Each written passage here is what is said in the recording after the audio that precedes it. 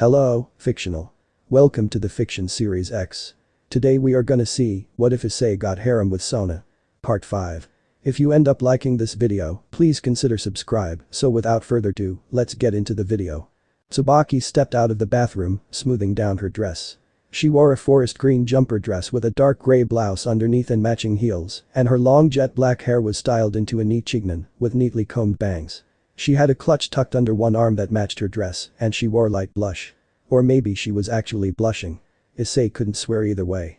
"You look wonderful, Tsubaki," Sona said approvingly. Issei bobbed his head in agreement. He didn't look quite like himself, thanks to Aika's illusion magic. "You'll knock him dead, Fukakechu." "Not before the movie is over, I hope," Tsubaki replied with a good-natured smirk.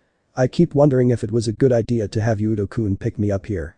"Of course it is," Tsubasa said with a grin. She sat perched on one arm of the couch. "This way, you get our moral support. And he knows what he'll be dealing with if he screws things up." "I'd really prefer you not pound Hyoudou-kun into a thin pinkish paste," Tsubaki replied, a touch of asperity in her tone. Still, her expression seemed at least a little pleased about the statement of support. There was a knock at the door. Momo, a good-natured smirk on her face, opened it and looked outside. "Come in, Kiba-kun," she said aloud. "You look quite dashing tonight." From most of the other girls in the school, it might have sounded like she was trying to make a move, but it was well known who the object of Momo's affections was, save, of course, for the fellow himself. "Thank you, Hanakai-san," Kiba replied as he answered. He wore a dark blue suit with black dress loafers, a freshly ironed white Oxford shirt, and a red necktie. His eyes lit up as he spotted Tsubaki. "Tsubaki-san." He crossed over to her. "You look beautiful." Okay, she wasn't wearing blush, Issei realized. That was all natural, from the way she reacted to Kiba's words. "Thank you, Hyoudou-kun. You look very handsome, yourself." "Thank you." Kiba's face pinked slightly as well. "Shall we?" "Enjoy your evening, Tsubaki, Kiba-kun," Sona told them, her expression almost maternal. "The reservation at Silver Moon will be under your name, Tsubaki." "Thank you, Kaichu." Sona's queen gave her a quick but grateful bow. "Don't stay out too late," Issei added with a teasing grin. Both Tsubaki and Kiba turned even redder at that. Kiba found his voice first. "We won't," he said, and turned towards Tsubaki, offering his arm. She took it, and the two of them left the room. "All right, people," Sona announced in a tone that was good-natured but brisk. "Tsubaki may have the night off, but the rest of us don't. Issei-kun, I believe you have an appointment." "Yeah, that's right. Gasper's contractor," Issei confirmed. He glanced in the mirror and made a face. "This face looks really generic, Aika-san. It's almost uncanny valley." "Yeah, it is," Aika agreed. "But that's supposed to be part of the spell's effect. No one will remember what you look like unless they spend a few minutes really studying you." She smirked. "The clock's ticking, Ikun. It's Mr. Generic, or I Rule 63 you." "I regret introducing you to that," Issei groaned. "It's cute that you think I didn't know it already," Aika snickered. Fine, let's stick with this," Issei said quickly. "Perhaps you can Rule 63 him next time, Aika," Sona said dryly. "I'll admit some curiosity." "Well, would you look at the time," Issei said in an even more hurried tone. This was a rabbit hole he was better off not exploring right now, precisely because the implications were fascinating. The speculative looks his peerage mates were getting made him a little uncomfortable. "Rya-san, if you would, please." "I'm pretty sure you're just delaying the inevitable," Rya teased. She manifested a teleportation circle for him anyway. Issei tried not to fidget as he stood in the hallway outside the corner office and glanced again at his reflection in the window. Or, rather, the reflection of the disguise spell Aika had cast upon him. If he was any more generic looking, he'd be a light novel protagonist, he thought wryly. Finally, a secretary knocked on the door and opened it, and he got a look at the man inside. He was in his early 50s, a handsome and vigorous fellow long since gone to seed, with bags under his eyes. He was tapping away on his keyboard, his phone sitting next to his mousepad, and he looked up as the secretary offered him a clipboard. "Perfect." Issei closed his eyes, mentally reaching out to the phone. This was becoming second nature. The executive never noticed a thing.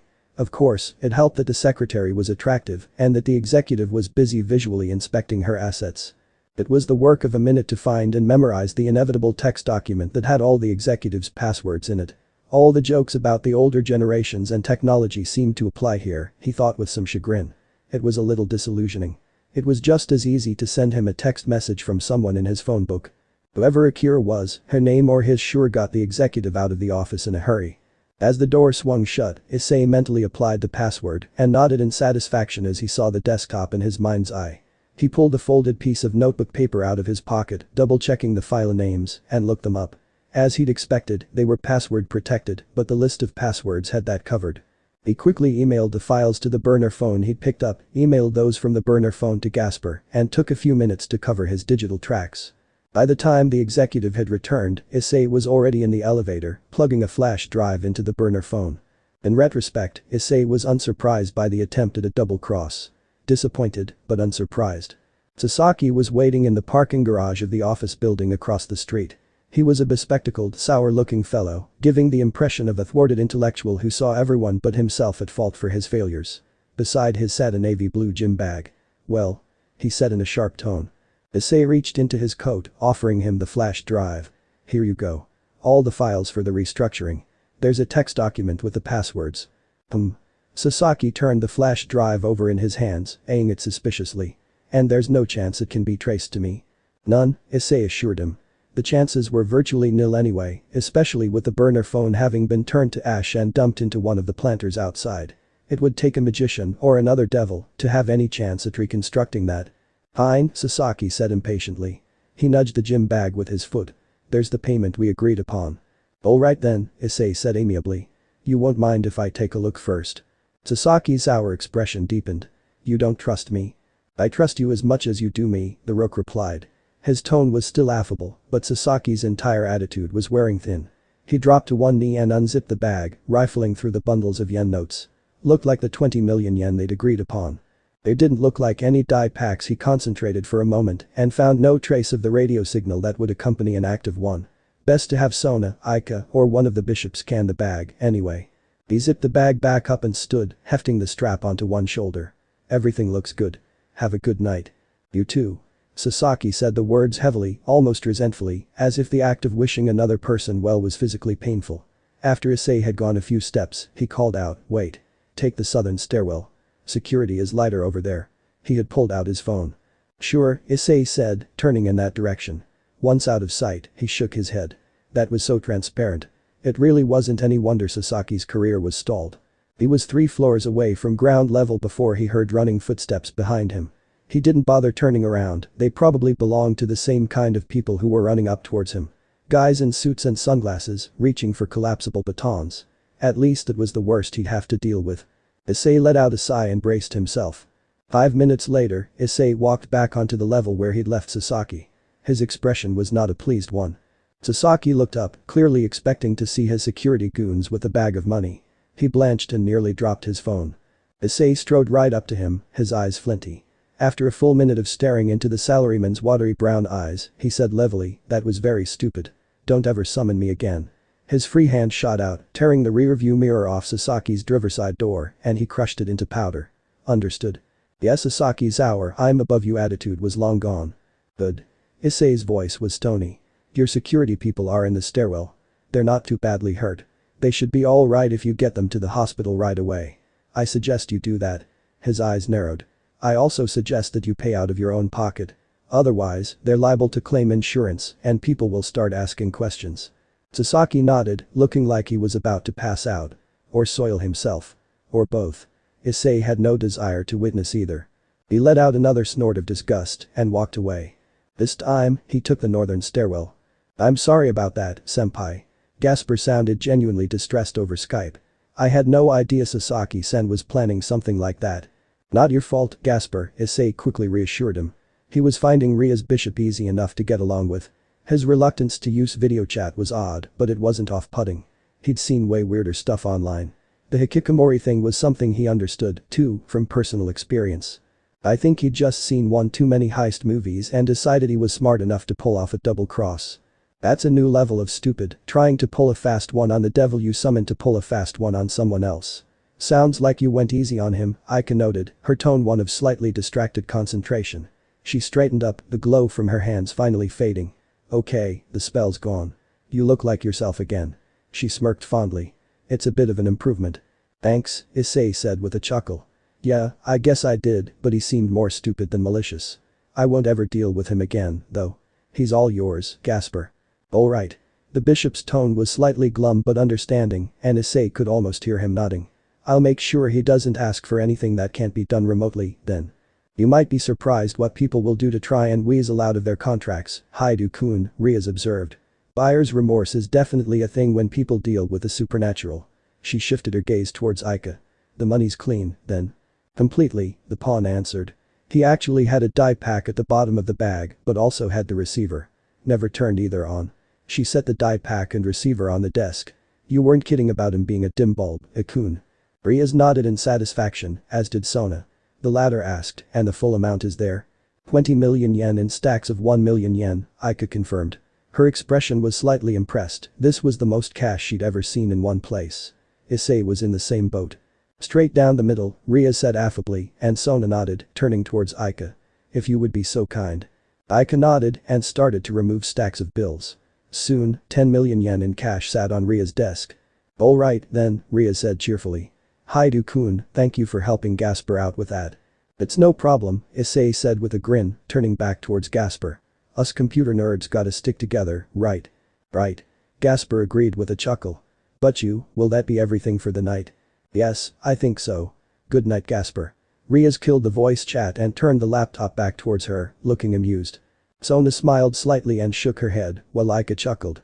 The former nodded to Issei, who hefted the gym bag onto his shoulder. We'll talk tomorrow, Riaz. Have a good night. You too, Sona, Riaz replied. Hyoudou-kun, Kiryu-san, you as well. The three of them left the orc clubhouse, turning in the direction of Sona's apartment. Aika stretched and yawned and glanced over at Issei. Before I forget, maybe you can help me with a contract I have next week, Ikun. Sure, Issei said promptly. What's going on? Some kind of combined cosplay fortune-telling thing, Aika explained as they walked. The girl wants me to dress up like some Taohu character. What do you want me to help with? Mostly muscle. Make sure no one gets handsy with me that I don't want getting handsy with me. Maybe some it if necessary. Yeah, that shouldn't be a problem, Issei replied. He felt a momentary spike of irritation at the idea of anyone getting handsy with Aika, a thought overlaid with wondering what Taohu character she'd be cosplaying as. For a moment, the scent of peppermint ice cream grew stronger, more nuanced, and he tried to suppress a grimace. Once they were inside and Issei had set the bag down, Sona unzipped it and pulled one of the bundles of bills out. She unwrapped it, quickly dividing it in three, and handed one of the stacks to Issei and the second to Aika. The third she folded carefully and tucked into her pocketbook. The pawn and rook blinked, staring down at the unexpected cash bonuses. Aika found her voice first. You sure about this, Kaichu? I'm sure, Sona replied. It's not a usual thing, I'm afraid, but for particularly profitable contracts, it's not unknown for kings to reward the servants who executed them. Issei-kun handled the situation admirably, and your magic made sure no one could possibly recognize him. Thank you, Issei said softly, carefully folding the bills and pocketing them. He chuckled. That's probably in part going to our date in Kyoto, so I guess it's an investment. I have other things in mind for that too, Sona said, her lips curling upward slightly. Aika cleared her throat. I think that's my cue. Night, Kaichu, Ikun. As the other two bade her good night, she summoned a teleportation circle and vanished. Sona watched the circle fade and let out a soft snort. I really wish I'd had an unused bishop piece for her sometimes. She seems to do pretty well with 3 pawns, Issei said philosophically and crossed to the fridge. Bow okay with you? Yes, please, she agreed. I'm going to change for bed. Need a hand with that? He asked lightly. After we eat, she replied, her tone equally light. A minute later, he heard her voice call out from the bedroom. Issei-kun, you don't have anything going on during Golden Week, do you? Oh, yeah, that's coming up soon, isn't it? Issei smiled, pausing with his hand on the refrigerator door. Nope, nothing specific in mind. You thinking about something? Yes, I am, Sona admitted. I'd like to take you home with me so you can meet my parents. Issei gulped but nodded. Sure. That sounds like a good idea. He grinned. And anyway, it's a good reason to take a trip with you. I'm glad you feel that way. Sona emerged, wearing sleep shorts and one of his t-shirts. Also, I'd like to show you around the Sitri territory. It's largely undeveloped because Otu-sama is a big believer in conservation. But there are a few large towns, primarily around our family seat. And we have several smaller estates along the lakeshore. Her smile turned playful. How would you like a few days alone with me at one of our lake houses? I'd really like that. Issei's grin threatened to turn lecherous, and he wasn't putting much effort into restraining it. Me too. Sona smirked at him and shook her head. Shall we get started on dinner? Yeah, he agreed, starting to pull ingredients out of the fridge. Man, now I'm gonna be thinking about that for the next 2 weeks. I could make it worse, Sona teased. Please, not till after dinner is finished, Issei said in a simultaneously wary and curious voice. Well, alright. Sona kept smirking all the way through dinner, though. So? How was dinner? Momo asked with a smile. Dinner was fine, Tsubaki said, doing her best to maintain quiet composure. Hints of a smile kept playing at the corners of her mouth, though. And the movie? Haruko pressed, virtually bouncing up and down as she did so. The movie was good, too, Tsubaki answered. That smile was peeking out a little more. Did he walk you home? Tsubasa asked with a grin, sipping an energy drink. Tsubaki rolled her eyes at the friendly questioning. Yes, he did. Are you done now? Just one more. That came from an unexpected source, and they turned to look at Sona. They knew the student council president well enough to see the sparkle of mischievous humor in her eyes. Did he kiss you goodnight? Tsubaki was very still for a long moment. That was her equivalent of embarrassed fidgeting. Finally, she cleared her throat and the smile awakened fully. I kissed him goodnight. Noises of approval rippled around the student council office. Even Sona smiled. Tsubaki looked around quizzically. I'm surprised the others hadn't stuck around to ask. Rya and Kaori had some classwork to attend to, and so did Saji-kun, Sona explained. As for Issei-kun and Aika, there's someone else they're having to talk to. She grimaced slightly. Sadly, it's about a far more annoying topic than your date. You're kidding, Aika said incredulously, before adding, senpai. I'm sorry, but no. Amanagawa Kaki's tone actually did sound almost regretful, Issei had to admit. The school regulations are very specific on the matter. For that matter, they're very specific about uniforms. He gave Issei and his half-unbuttoned uniform shirt with programming humor t-shirt visible underneath and his lack of a uniform blazer a disappointed look. By now, everyone knew that Issei's uniform blazer spent most of its time around Sona's shoulders. It's a little unusual for someone to complain about club meetings and membership, senpai, Issei said, struggling to feign respectfulness. What he wanted to do was laugh in Amanagawa's face.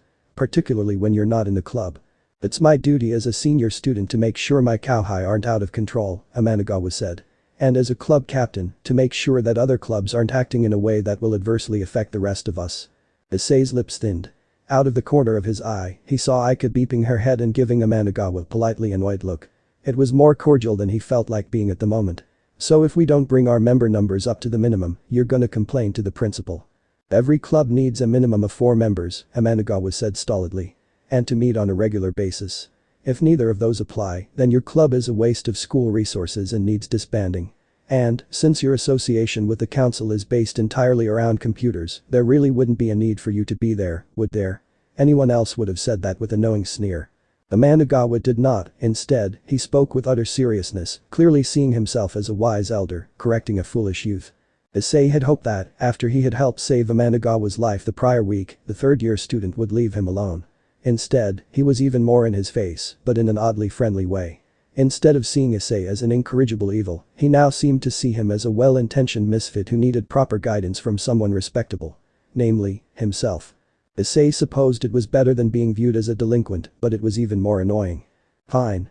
We'll find the other 2 members, Issei said, his tone one of strained politeness. Will that satisfy you? As long as you do it by the end of the week, Amanagawa said. His expression seemed reluctant to admit to the loophole. I understand, Issei said.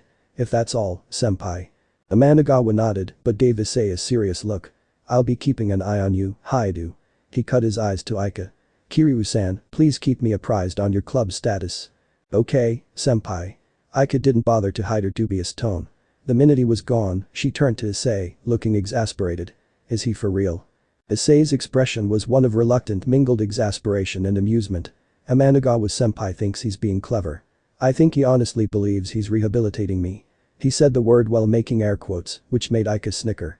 And even if it doesn't work, he probably believes it'll force me to limit my time with the council, or even resign and leave those poor helpless girls alone. He snorted. As if all of you couldn't flash fry me with lightning or something. Aika muttered something that almost sounded like as if we would. At Issei's surprised expression, she quickly said, as if Kaichu wouldn't just flash freeze you and carry you off first. The pawn snorted derisively. That guy, I swear, sometimes I think he's projecting. No one can be that pure-minded without their subconscious doing some serious churning. That's a frightening thought. Issei shuddered. He really didn't want to contemplate what could be lurking in Amanagawa Kaki's subconscious. I think you're right, though.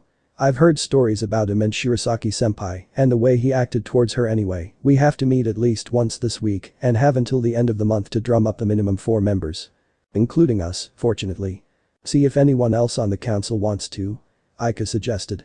And hurt, he said with a shrug and then grinned. Maybe I should leave that to my esteemed vice president. Oh, screw you, Ika laughed. Come on, but your fiancé's peerage doesn't bite. She paused, then added, as far as I know. Anyway, Issei said hurriedly. That was the last thing he needed to be thinking about right now. Who would you suggest? Ika gave him an amused sideways look and Issei had to wonder just how transparent he was.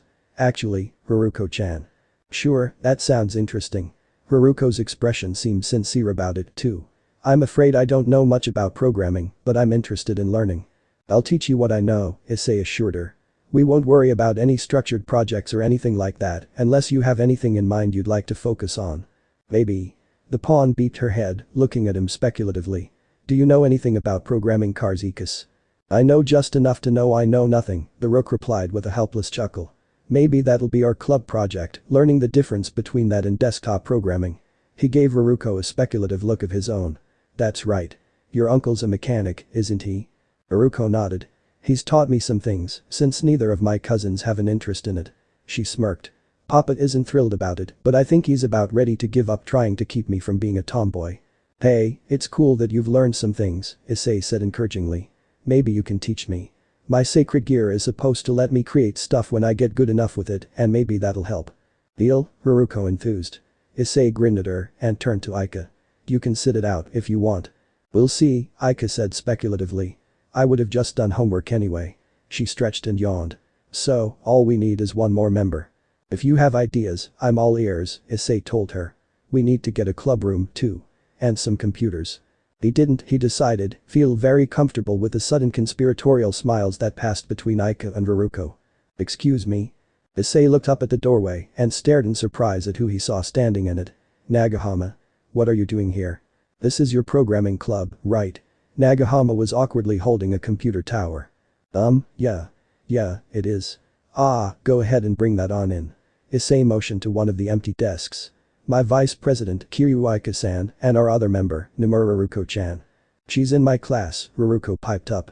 Is something wrong with your computer, Mitsune-chan? She was all smiles. Huh? Oh, yeah, there is, the Kondoka said quickly. It's been running really slowly and you reminded me about your club, so. Well, we'd be happy to take a look, Ika said. Despite her words, she seemed content to perch on the counter, her legs dangling idly. Yeah, Issei agreed, eyeing the tower. Just set it on that desk next to the wall.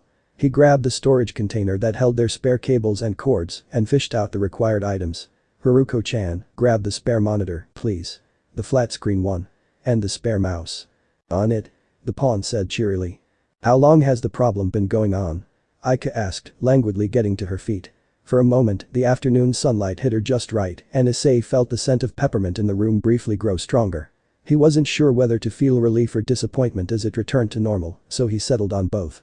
Fortunately, neither Haruko nor Nagahama seemed to notice. The first year had turned to Ika and was answering her question. A few weeks now. Everything's running so slowly. As she spoke, Haruko was plugging in the cables and setting up the mouse. Do you mind if I download the antivirus I prefer? Issei asked. It's a little more robust than the one you have. Go ahead, Nagahama said, clearly surprised by their efficiency. Once the computer was on, Issei started downloading the antivirus and looking through its directory. 5 minutes passed in relatively peaceful silence before he looked up, trying not to laugh. Nagahama, does anyone else use your computer? Just my little brother. My parents won't get him one of his own. Ah. That explains a few things. Issei turned the monitor slightly so she could look at it better. There are a couple of hidden folders. I'm gonna assume that these games aren't yours. Nagahama looked at the file names and flushed. No. Those definitely aren't mine. Ika glanced at them and shook her head. Seriously? Eneki Midnight Train 4. That franchise shouldn't even have had a third game, given what they did with it. She let out another snort as she looked down for list of files. And One E-Chance Secret Tutor Club 2. Another unnecessary sequel. Don't knock the One E-Chance Secret Tutor Club franchise, Issei said distractedly. The second folder is videos. They're pretty similar in content. He looked at Nagahama. I'll delete the folders and give the computer a virus scan. Thanks, the first-year student said. Her face was still red. Aki, you dumbus. Do I want to know why you know so much about Erage? Haruko asked Ika dryly. Ika just smirked. Issei deleted the folders and started the virus scan. Leaning back in his chair, he said conversationally, "You look like you want to slug your brother right now. Can you blame me?" Nagahama groused. "Not at all," he agreed. "But a word of advice. I think things may go over better if you don't bring up what he downloaded. Just talk about the fact that he used the computer without permission." He smiled wryly. "Believe me. He should be less embarrassed or defensive and more willing to listen." Nagahama blinked, processing that. The entire visit to the club seemed to keep surprising her. After a moment she said, "I'll keep that in mind. Thanks, senpai." There was a knock at the door and the four of them looked up. Issei quickly suppressed a groan as he saw Amanagawa in the doorway. "Yes, senpai. I was just checking on your club," Amanagawa told him gravely. "It's Friday, as we agreed upon." He looked around. "Is this all your members?" Yes, Issei had half forgotten about the minimum membership thing. He opened his mouth, but Nagahama spoke first. "I just joined today, senpai. I'm Nagahama Mitsune, Class 1B. Nomura Ruko-san is also a member." "Ah." Amanagawa looked around again, and Issei couldn't tell if the older student were relieved or disappointed. Probably a little of both, really. "Well, things seem to be in order here, then. I'll be checking in again later." With that, he left the room. Issei let out a sigh of relief and turned towards Nagahama. "Thanks. Don't misunderstand," Nagahama insisted. "It's just until you can find other members. I owe you for fixing my computer." Her cheeks were slightly red. Issei tried to ignore Aika's smirk and Raruko's giggle. "Sure, no problem," he said calmly. The cliché was present in devil media just as it was in human media. Those plotting earth-shaking deeds of dubious morality and legality did so in dark, seedy taverns or in opulent private clubs, well attended by fawning servants. Rarely did the conspirators ever meet in a busy mall food court during the lunch rush or discuss their nefarious plans over burgers and fries. Yet that was exactly what was happening here.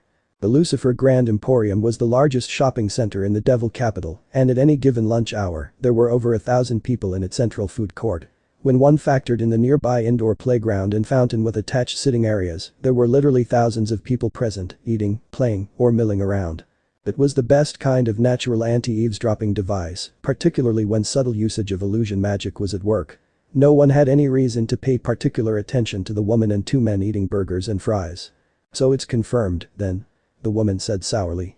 Illusion magic presented her as dumpy and plain, a far cry from her true statuesque beauty. She wore an expensive tunic and skirt in garish colors, the very picture of a shrill housewife with more money than style. "It is," the dark-haired man with glasses confirmed.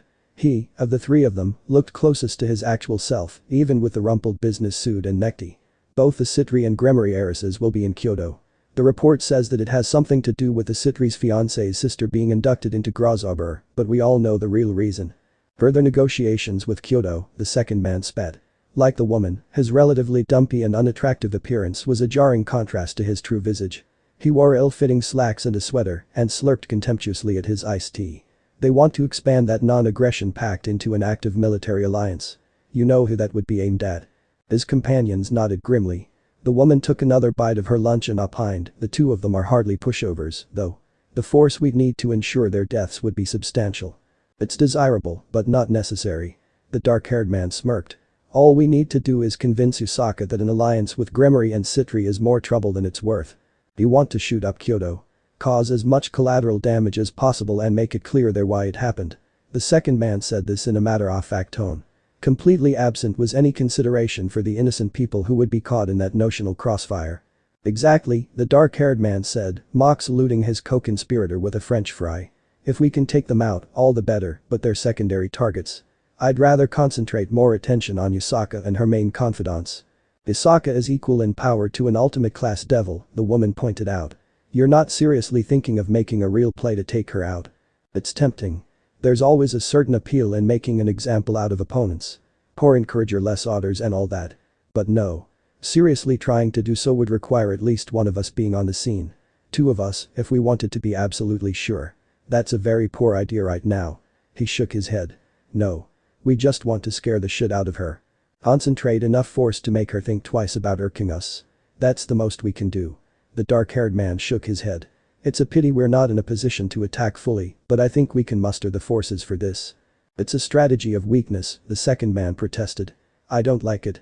If you have an army in your back pocket that you've been hiding, now's the time to produce it," the dark-haired man retorted. As the woman pursed her lips and pointed upward. "Aware of the plan?" "In a general sense," the second man said. His tone had reverted to sourness. Right now, I think he prefers not to know details. His sour expression curdled further. Perhaps we should consider one more thing in this attack. As the other two looked at him, he explained, Sitri's future sister-in-law, the one being inducted into Grozobur. She's a former nun, correct? Excommunicated for healing a devil. Yes. How did you know that? The dark-haired man blinked in surprise. Our friend from the current Beelzebub's family was that devil, the second man elaborated.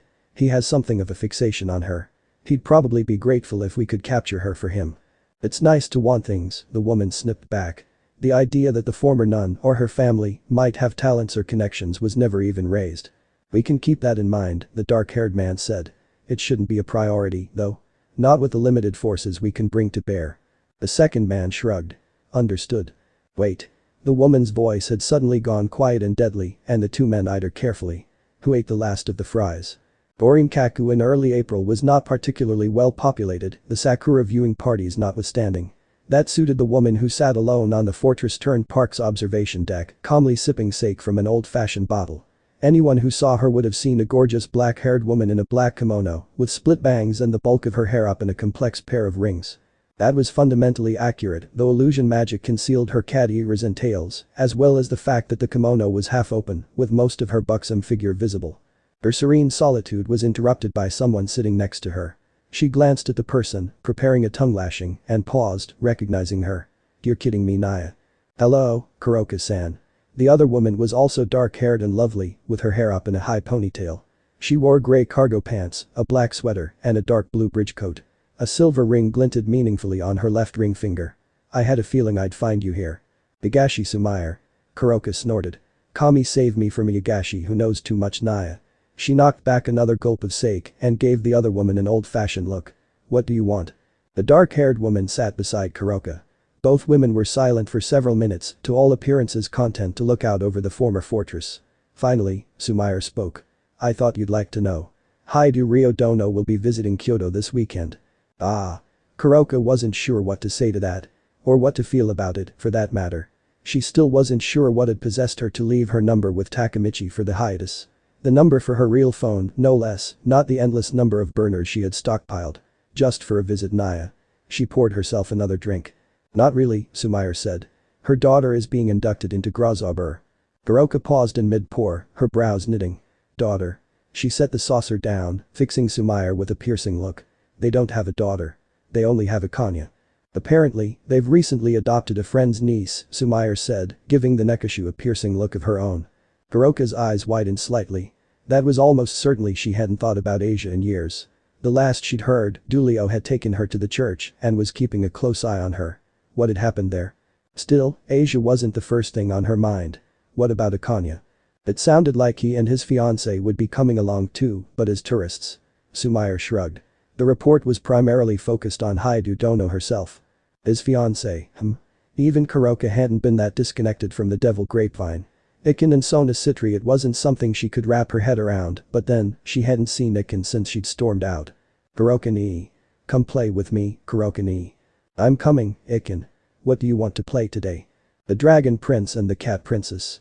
Fighting together to save the world. Kuroka-san. Sumair was studying her, and Kuroka realized she'd been woolgathering. Right, she said, a little more crisply than was probably necessary. Now, what I want to know is, why is the Higashi family telling me this, Naya? What are you gaining? Reconciliation, perhaps. The hell you say, Naya, Kuroka retorted. We're seeking Kyoto's stability and prosperity, Sumair replied amiably. What affects the Akaji Haim and her family has a potential effect on us. Particularly with the pact we now have with the houses of Grimory and Sitri, and Hyoudou Issei-kun's relationship with the Sitri heiress. Anything that can help keep that family stable is welcome. Kuroka flicked her ears in reluctant agreement. There's something else you need to consider, Sumair added. Kyoto may not have Grigori's reputation for taking in strays, but you were a yokai before you were a devil. Her serene expression was gone, replaced by utter seriousness. Yusaka Dono suspects a new time of conflict to be in the wings. It wouldn't be a good time for anyone to be caught out in the cold. I need to think about this, Naya, Kuroka said carefully. Of course. Sumair rose gracefully, leaving a business card on the bench next to Kuroka's sake bottle. I'll leave you to your drink, then. Kuroka nodded her thanks, raising a hand in farewell as the other woman left. She spent a long time looking out over the park, her expression giving no clue as to what she was thinking about. For the 300th time, approximately, since she'd said yes, Ravel Phoenix regretted accepting her brother's second bishop piece. For much of her life, she'd looked up to Riser. He was handsome and talented, the textbook description of a scion of the House of Phoenix. Ruval Niyasama and Real Niyasama were just as talented and somewhat nicer, but the flair and panache with which Riser acted had convinced Ravel that he should have been the head of the family. It was only when she'd gotten older that she'd started seeing the flaws in his image. Those flaws had only become more glaring since she'd agreed to become his second bishop. The worst part was that since she'd accepted the peace, he had begun treating her little different than his other servants. She was half surprised he hadn't expected her to indulge him the way his other servants did, and she wasn't prepared to rule out him asking that. He'd have a rude, superheated awakening coming if he did, but it would still make things awkward. At least she was in good company, she reflected. The little psychopaths with chainsaws aside, most of his peerage had been welcoming of and friendly towards her. She was finding it especially easy to get along with Mihi, her fellow bishop, and Isabella, one of her brother's rooks. It was in their company she found herself today, while Lani Sama was Mayo knows where with Ubeluna, probably using office furniture in a non-standard fashion. The three of them were in one of the family estate sitting rooms, Isabella reading a dog-eared copy of Slaughterhouse 5, while Mihi worked on a crossword puzzle. The daughter of the House of Phoenix rose to her feet, suppressing a yawn as she closed her laptop. She had spent the morning tracking the House of Phoenix's holdings on the Lucifer Stock Exchange and was ready to do something else. I need to get some fresh air. I'm going to the human world. Wait, Ravel Sama. Isabella rose smoothly to her feet with a grace that belied the rook stereotype. It can be dangerous. Let me accompany you. Thank you, Isabella-san. Ravel gave her a grateful smile. Of course. Isabella nodded in return. Where were you planning on visiting? I hadn't quite decided yet, she replied, her tone slightly sheepish. Mihi set the puzzle book down with an air of satisfaction. Evidently, she'd finished the one she'd been working on and in pen, no less. If you'd like, Ravel-sama, I could show you around the city where I grew up. That's very kind of you, Mihi-san, Ravel said, and she meant it. This might prove to be less an idle distraction and more an actually interesting excursion. You grew up in Kyoto, correct? Mihi nodded, rising gracefully to her feet. Yes. It's been a few years since I've been back, but I believe I can still perform adequately as your guide. I will take you up on that, Ravel declared. And I shall buy lunch. Do you have any particular recommendations? Actually, I do. Mihi smiled. How do you feel about Raymond? Ready? Issei wore charcoal gray slacks, a royal blue button-down shirt under an unbuttoned black vest, a black necktie, and brown loafers. Yes. Sona stepped out of the bathroom, smoothing down her skirt. It was light blue and denim, the hem brushing her kneecaps, and she wore a black sweater blouse with mock collar and black Mary Janes. A black purse was worn over one shoulder. She gave Issei an approving look. Very nice. Red is your best color, but blue looks quite good as well. And you look gorgeous, he told her, offering his arm. Smiling, she took it and they left the apartment. There you are. Rio called out cheerily. We were starting to think you decided to stay home. Thus got a late start, Sona assured her. You look very nice today, Rio-san. Kind of you to say. Rio smoothed down the sleeves of her himongi, which was the same color as her family's pyrokinesis. A long blanket-wrapped bundle was slung over one shoulder, undoubtedly Aim no Ohabari. The fact that its presence wasn't making Issei itch implied some heavy-duty enchantment at work. She smiled at her son and future daughter-in-law. You two look nice and dressy today.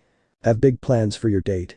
Sona-chan has something in mind for that, Issei said, rubbing the back of his head. His mother looked like her normal self or what he thought of as her normal self, anyway, and he was silently grateful for that. He'd had a bit of a hard time looking at her since the fight with Selzen. The fact that she was actually young and hot under her graceful early middle-age facade was enough of a surprise, but her youthful self's resemblance to Kaori was really disconcerting. At least her scent hadn't changed, he reminded himself. That would have made things really weird. Fortunately, Asia chose that moment to emerge from the stairway and she smiled brightly at the sight of Issei and Sona. Nai-san. Sona-nisan. You look very nice. You too, Asia, Issei told her, resisting the urge to pat her on the head. His adopted sister was dressed in a dark teal blouse with a long flowing skirt of a slightly lighter shade and brown leather half boots. A small brown satchel was belted to her right hip and a silver crucifix necklace hung around her neck. I guess we're just waiting on Senpai, then. Not anymore, you're not. The four of them turned to face Rias. The Gremory heiress was, undeniably, the most casually dressed of them, but her slacks and sweater were still of high quality and cut in a fashionable style. I apologize for the delay, but my brother called. Both Sona and Issei tensed slightly. The Sitri heiress asked carefully, "Is everything alright?" Riaz nodded. "It sounded like things are quiet at the moment. He mostly wanted to make sure my peerage and I would be returning home for summer vacation." She smiled in a mock conspiratorial fashion. "Ani-sama may be just the tiniest bit overprotective of me. I can't imagine what that's like," Sona said dryly. Riaz chuckled. "No, Serafal-sama isn't like that at all." She looked towards Rio. "Rio-san, shall I handle the circle, or did you want to?" Rio nodded to her. "Teleportation magic has never been my strong suit. Please, go ahead." "Wait, Tusan's not coming," Issei said in surprise. "Your father doesn't really like going to Kyoto any more than he has to," Rio explained. "It has a lot to do with shall we say, the recklessness of his youth. Besides, I think he had some plans for today anyway." "Okay, I assume everyone knows how this game works," Goru said cheerfully as he finished shuffling the deck of cards. He wore a green dealer's visor and began dealing the cards. "Yes, Goru, we know," Yulong said amiably. "Thank you for hosting, by the way. We haven't really used this pocket sub-dimension much anyway," he said graciously. "I may do this more often now that Issei's part of the supernatural world." "How is he adjusting, anyway?" Tiamat asked. She wore her humanoid form today and already had her seat at the table staked out. She also wore a t-shirt that declared Thanos did nothing wrong, which left her friends puzzled. Pretty well, pretty well. It helps that he's already got a cozy setup with the Sitri heiress." Goru grinned. "I can already see his harem starting to form. Don't think he quite sees it yet, though." "Where do you want me to set the drinks?" Alvin asked as he teleported in, hefting the casks of mead. "Over there, thanks. I have a refrigeration spell set up on that shelf. Don't worry about the food, Tannen is getting the takeout." "Tannen's already here with the takeout," the former Dragon King announced as he teleported in. Indeed, his arms were piled with pizza and Chinese food boxes and had a cloth grocery bag full of dragon apples slung over one shoulder. He'd bought nearly in bulk, logical, considering that he and his friends had dragon-sized appetites. Midai called out sick. He snorted. "It's probably because he owes me gold for covering the pizza last time." He squinted at the cards and rolled his eyes. "Ooh no. Really? Remember what happened the last time we played poker?" Goru reminded him and every dragon present shuddered. "Lizard Dragon already apologized for that," Yulong pointed out. "I'm not letting him back into the group until he actually pays for the damages," Goru declared. "Alright, everyone, grab some food and we'll get started." The teleportation circle deposited them in an empty alleyway in Arashiyama. Rio reached into her purse and handed small silver lapel pins to Issei, Sona, and Riaz. "Kyoto is full of shrines and temples," she reminded them. "These should cushion you against any ill effects if you visit any of them. You might think of them as a kind of spiritual diplomatic immunity." She smiled. "After all, you are foreign dignitaries of a sort. Even Issei would count, given his relationship to Sona-chan." "Clever thinking," Sona murmured approvingly and Issei and Riaz both nodded. "We were planning on visiting several shrines today. But would you three? We'll be meeting Rinai-san at Kiyomizudera, at least. Beyond that, it will depend on how the meeting goes. I'd like to pay a visit to Yasaka-sama if possible, but she may have her hands full with official business." "Is there anyone you and Tusan aren't friends with?" Issei asked dryly. "Sadly, yes," Rio admitted. "Some of them are still in Kyoto. But I don't think any of them will pull anything while we're here." "Do you know Rinai-san?" Asia asked curiously. "Only by reputation. She's associated with Grigori as well as Grozobor and is supposed to be one of the master magicians of her generation." "Grozobor? That's the one that Asia is signing on with, right?" Issei asked, his tone more one of making sure than actually asking. "Yes, it is." Rio nodded. "It's primarily active in Central Europe but also with active branches in Eastern Asia," Rio explained. "It has cordial relations with the Kyoto faction's mages. More to the point, its leader, Mephistopheles, is also a devil one with some literary fame." She smirked slightly and Riaz and Sona chuckled softly. "So, as an organization, it has procedures in place for its members to contract with devils." "How many magicians associations are there?" Issei asked. "How many countries are there in the world?" Rio replied with a soft chuckle. Sona and Riaz nodded in agreement and, much to Issei's surprise, Asia did as well. "It's not really a joke, Issei. There are a lot of magicians associations, but most of them are local to the country or region they're located in. There are a handful that have true international influence, like Grozobor." "Interesting," Issei mused. "There are a number of members of the 5 families affiliated with Grozobor," Rio noted. She then smiled wryly. "At some point, I need to introduce you to them formally. You're related to some of them, after all." "Badaomen, you mean?" Issei asked. "Primarily. But there has been a fair amount of intermarriage between the families. Ryo looked over at Sona. Tsubaki-chan is a Shinra, right? So was my mother. She and Issei are likely cousins, then. What about the Himejima? Riaz asked and smirked good-naturedly as Issei stumbled. More distantly, but yes. Ryo raised an eyebrow at Issei's reaction. My queen is a Himejima, Riaz explained. Hyoudou-kun is scared to death of her. That's because I have a working survival instinct, Issei muttered. Sona rolled her eyes and patted Issei's back. She just likes teasing you, Issei-kun. Issei muttered something about White Olander. Bakeno sneezed and looked around. How strange. I wonder if someone is talking about me. Meeting Akiya Mizudera, It's almost like we're in a movie, Issei teased. Ryo smirked and shook her head. No Jidajeki antics here today, I'm afraid. She gestured at the crowds. We're supposed to meet Rinai-sen at the main hall. Not the veranda itself, sadly. Are you two heading off, then? Sona nodded. We'll be having lunch at Menbakechidai. Riaz perked up. The fire ramen. It's open until 11 at night, senpai, Issei said hurriedly. I'm sure you could go in the evening. He rubbed the back of his head. We're going to Yasui Kanpiragu first, though. Ah, I see. Ryo gave them an approving smile. Never a bad thing to try and ensure the favor of the kami. That was our thinking, Sona said. She took Issei's arm. We'll be off, then. See you later. She and Issei raised their hands in farewell and joined the stream of foot traffic heading away from the shrine. Yasui Kanpiragu? Asia asked. It's a local shrine that is popular for people looking for or wanting to strengthen their relationships, Ryo explained.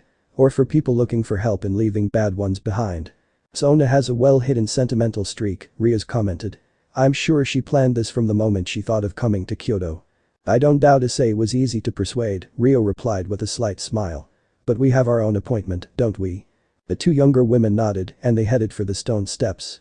Riaz adjusted the pin on her lapel, looking around with some slight nervousness.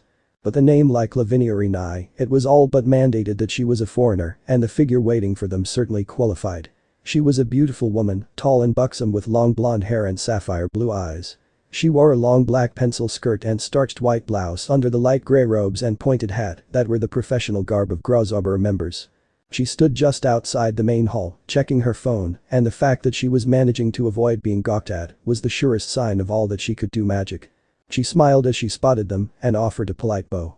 It's nice to meet you. I'm Lavinia Rinai, with Grasshopper. She paused, then added, given the circumstances, you should be aware that I also work for Grigori. The three women from Kuo returned the bow. Ryo spoke first. We were already aware. I appreciate that you didn't conceal the fact from us, though. I presume that fact will not affect my daughter's status. Her polite but firm tone kept it from being a question. Of course not. Lavinia's expression turned serious. We're aware of the unpleasantness she's experienced at the hands of Grigori's rogue elements.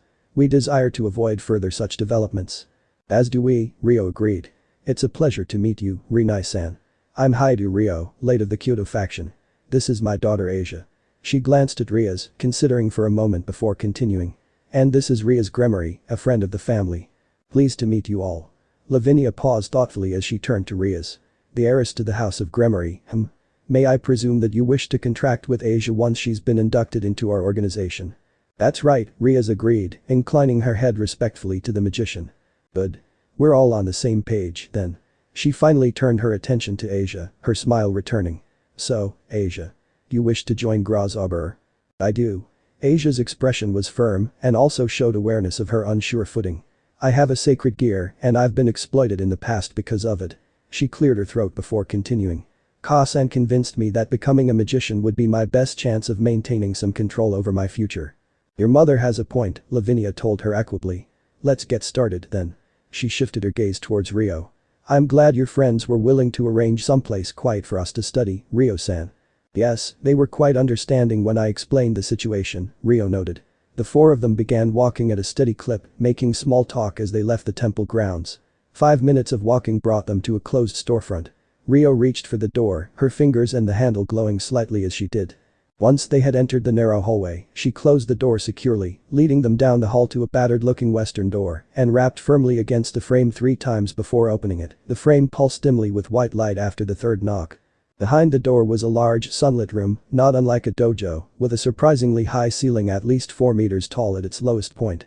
The room was mostly empty, save for a low-slung table and a pillow for sitting.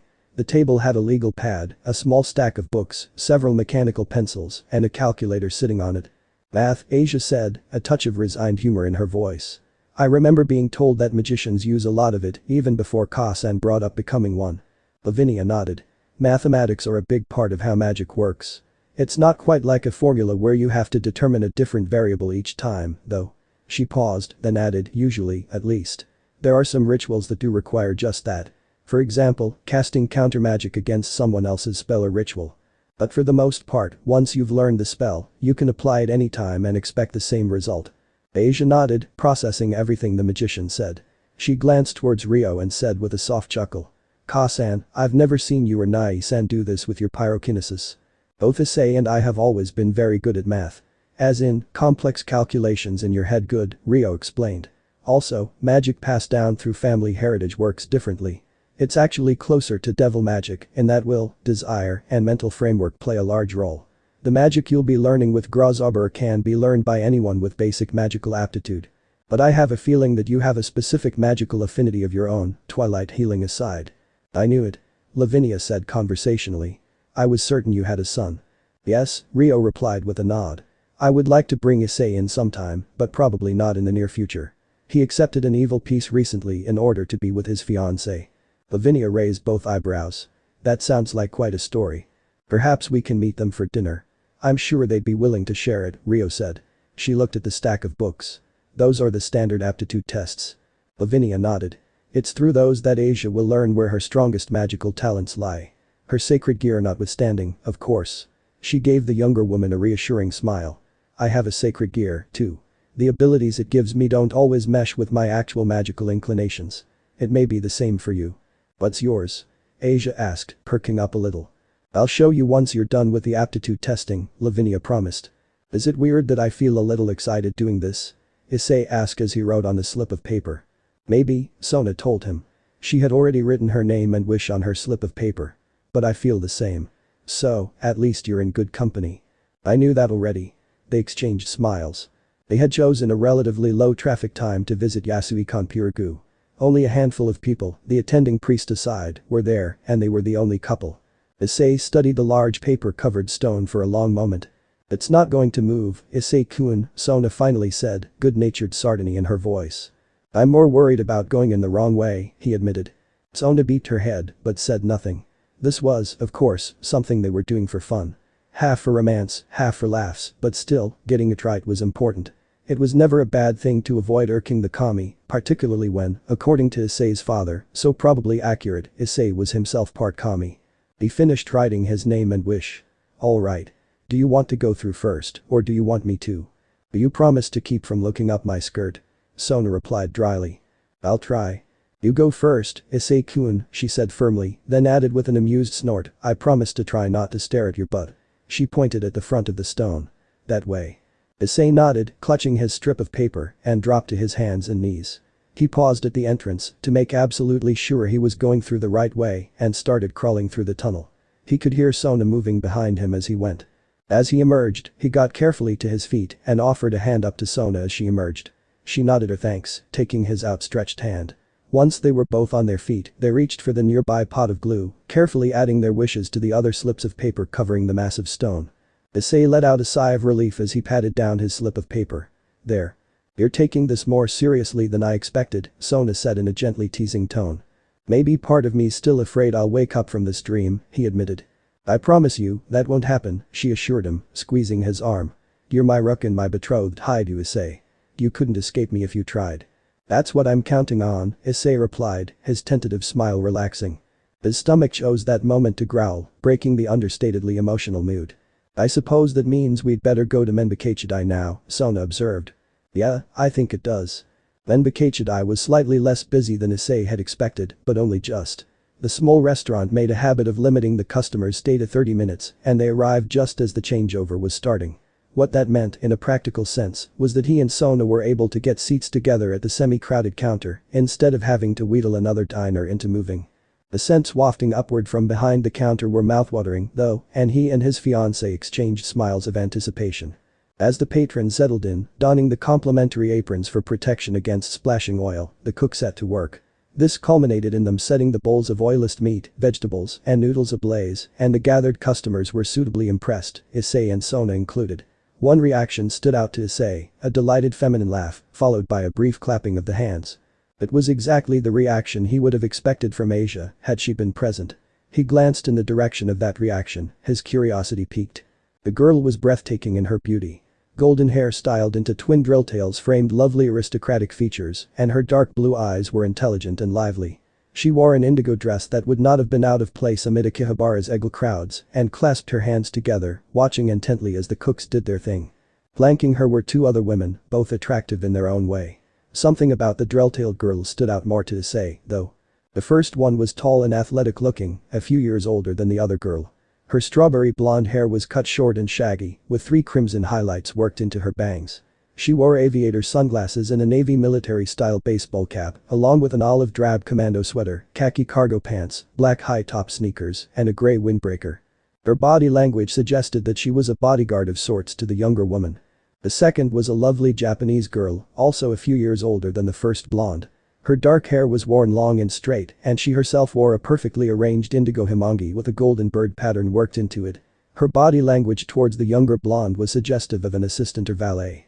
The first girl became aware that Issei was looking at her and raised an eyebrow. "Can I help you?" she said, her tone polite but with more than a little haughtiness. Issei reddened slightly. "Sorry. Just your laugh a minute ago. It reminded me of my sister." "Oh." The girl was clearly nonplussed. Issei's answer seemed to have scotched any scathing reply. He'd settle for her polite confusion. "I see. Well, I suppose that's all right." Sona glanced over, looking curious. "Issei-kun, who are you talking to?" she trailed off as recognition sparked in her eyes. "Ravel-san." "Eh?"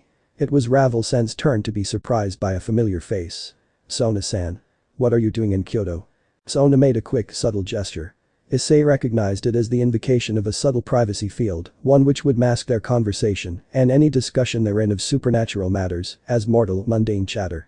"My future sister-in-law is taking some tests and we're having a lunch date." Sona gestured to Issei. "This is Hyoudou, Issei-kun, my new rook and my fiancé." She smiled slightly. "Issei-kun, this is Ravel Phoenix." "Nice to meet you," Issei said, bowing as best he could while seated. "Ah. Nice to meet you, Issei-san." Ravel returned the bow with equal awkwardness. "I had heard that you were engaged now." "Yes. I imagine certain people have made snide commentary," Sona replied dryly. Ravel shrugged, looking uncomfortable. "People will do that. It's hardly their concern, anyway." She gestured to the women flanking her. "This is my brother's rook, Isabella-san, and his other bishop, Mihi-san." The other 2 women nodded their own greeting. "Mihi-san is from Kyoto, and she's being kind enough to show us around." "Very kind, indeed," Sona agreed. "Have you seen much yet?" "Not yet," Ravel admitted. Her cheeks were slightly pink. "I insisted on lingering at Nara Park." "The deer are quite adorable," Mihi said in a reassuring tone. "I enjoy feeding them when I have the time." "That's on our list," Issei told her. "But we wanted the fire ramen first." As if on cue, Mihi took a quick experimental bite and nodded. For the next few minutes, all attention was on the freshly served lunches. Issei and Sona had deliberately gone light on breakfast in order to make room for the fire ramen set, and they made short work of it. It was Ravel who resumed the thread of conversation. "Have you seen Ryasan lately, Sona-san?" "I have, yes. We attend the same school," Sona answered. She briefly caught Issei's eye, and he nodded slightly. It was probably better not to share that Riaz was in Kyoto as well. "She's doing well." She paused for a long moment and then, in a carefully neutral tone, she asked, "And how is your brother?" "He's well. He's the same as always," Ravel answered, her tone equally careful in its neutrality. Mihi and Isabella exchanged uncomfortable glances but said nothing to disagree. Into the silence, Issei ventured carefully, "So, Mihi-san, you grew up in Kyoto?" "Yes, I did." The bishop seemed pleased at both the acknowledgement and the attempt to steer into safer conversational waters. "My family has lived in Nishigen for generations and we own a half stake in Kane. The soba restaurant?" Issei perked up. "I've heard good things about it." "They're all true," Mihi answered, her body language relaxing. Out of the corner of his eye, Issei noticed Sona giving him an approving look. "Perhaps sometime we can meet again and I'll take you there." "That sounds wonderful," Ravel piped up. She, too, seemed quietly pleased to have changed topics. The rest of their time in the restaurant was spent eating and making pleasant small talk. Finally, it was time to settle up and the new acquaintances bade each other farewell. It was nice to see you again, Ravel-san, Sona said, and Issei nodded in agreement.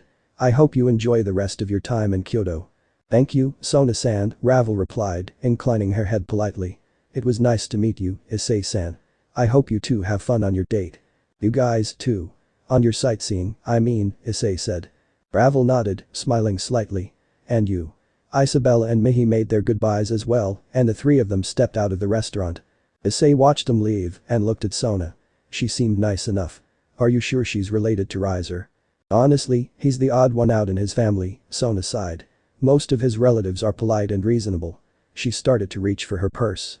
Let me do it just this once, Issei told her, blushing slightly as he reached for his own wallet. She smiled. As you like, Issei-kun.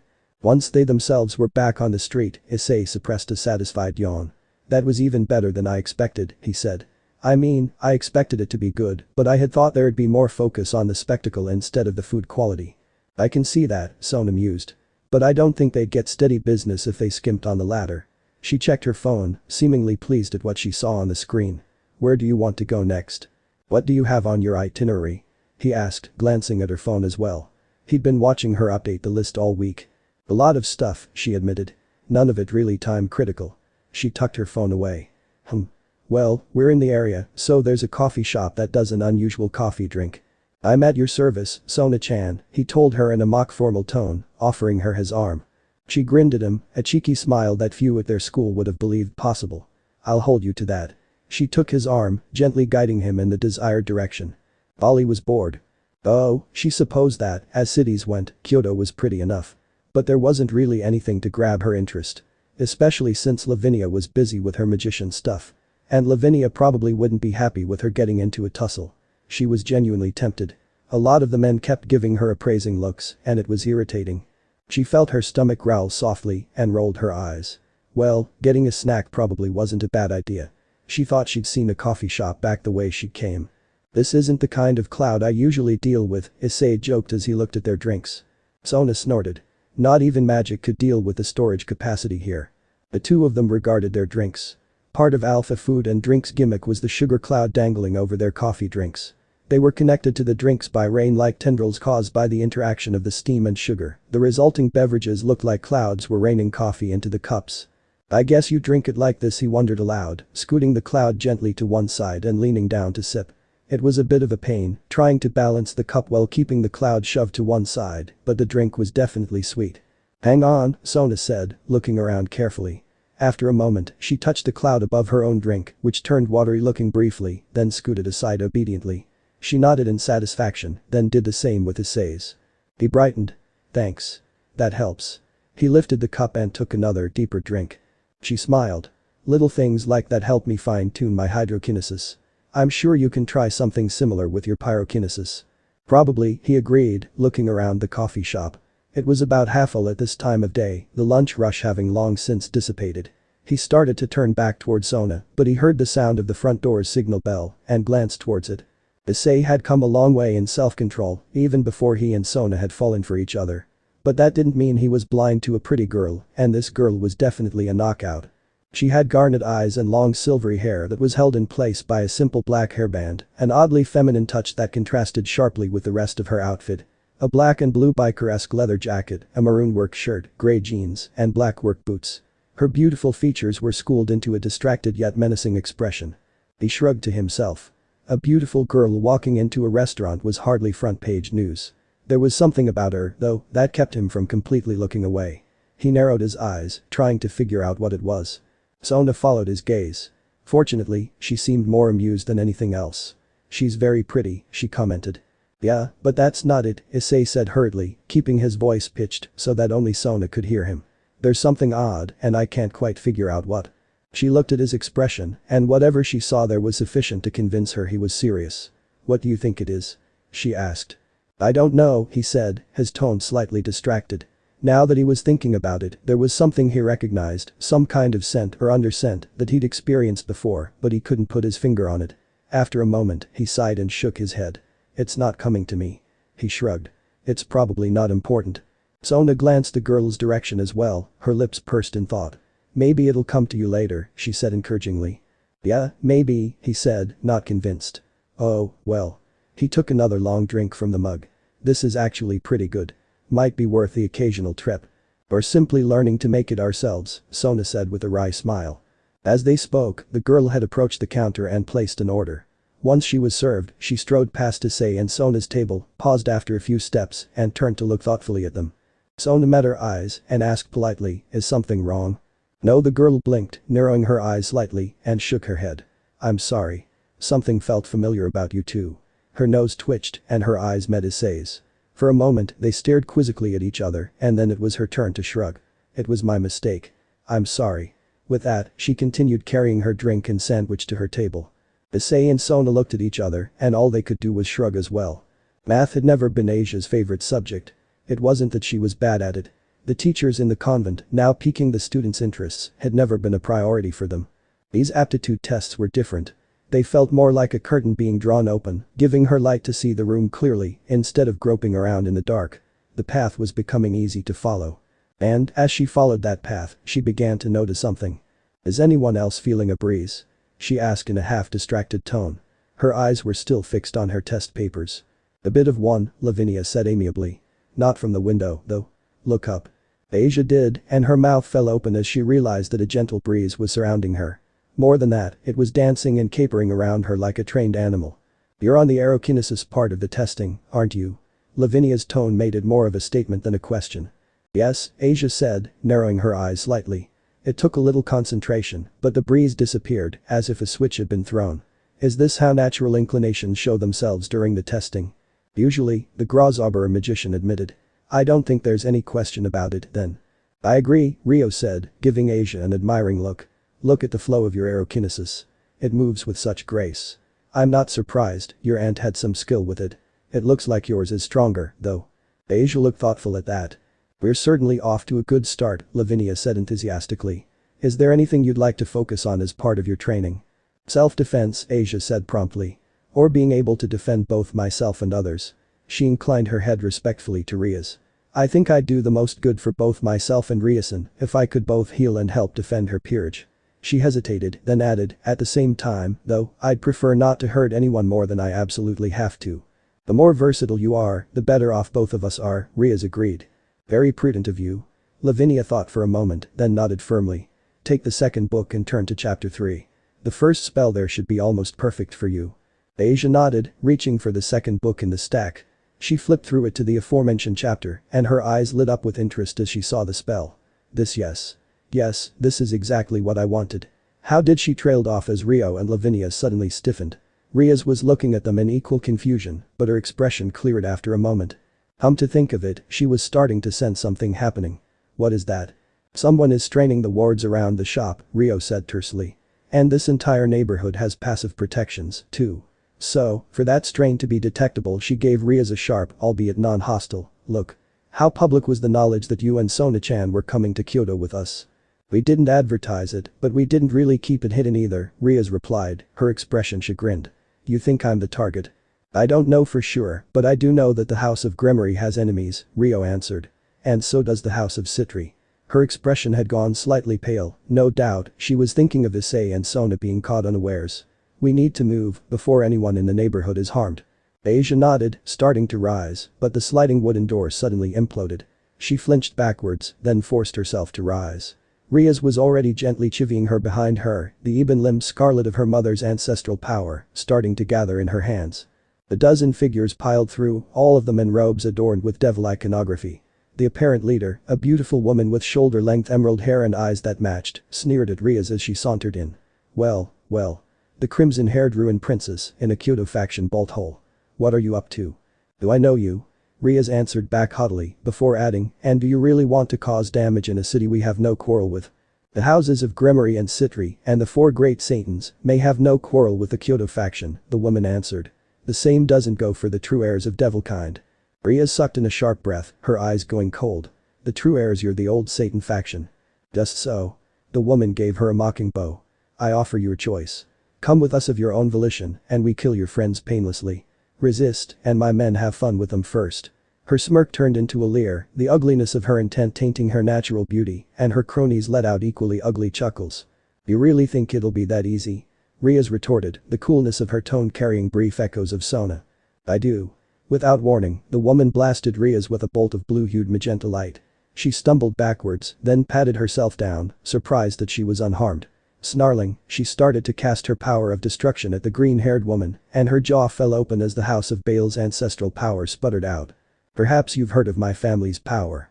When used against an opponent I've studied, it can make even the power of destruction worthless, the woman chuckled. You're Belial, Riaz whispered. She continued to try to cast the power of destruction, but the demonic energy kept guttering out. Indeed. My version of it isn't perfect, but it will hold you long enough to finish my other business. The woman gave her another mocking bow and turned towards Rio and Lavinia. I'm feeling generous.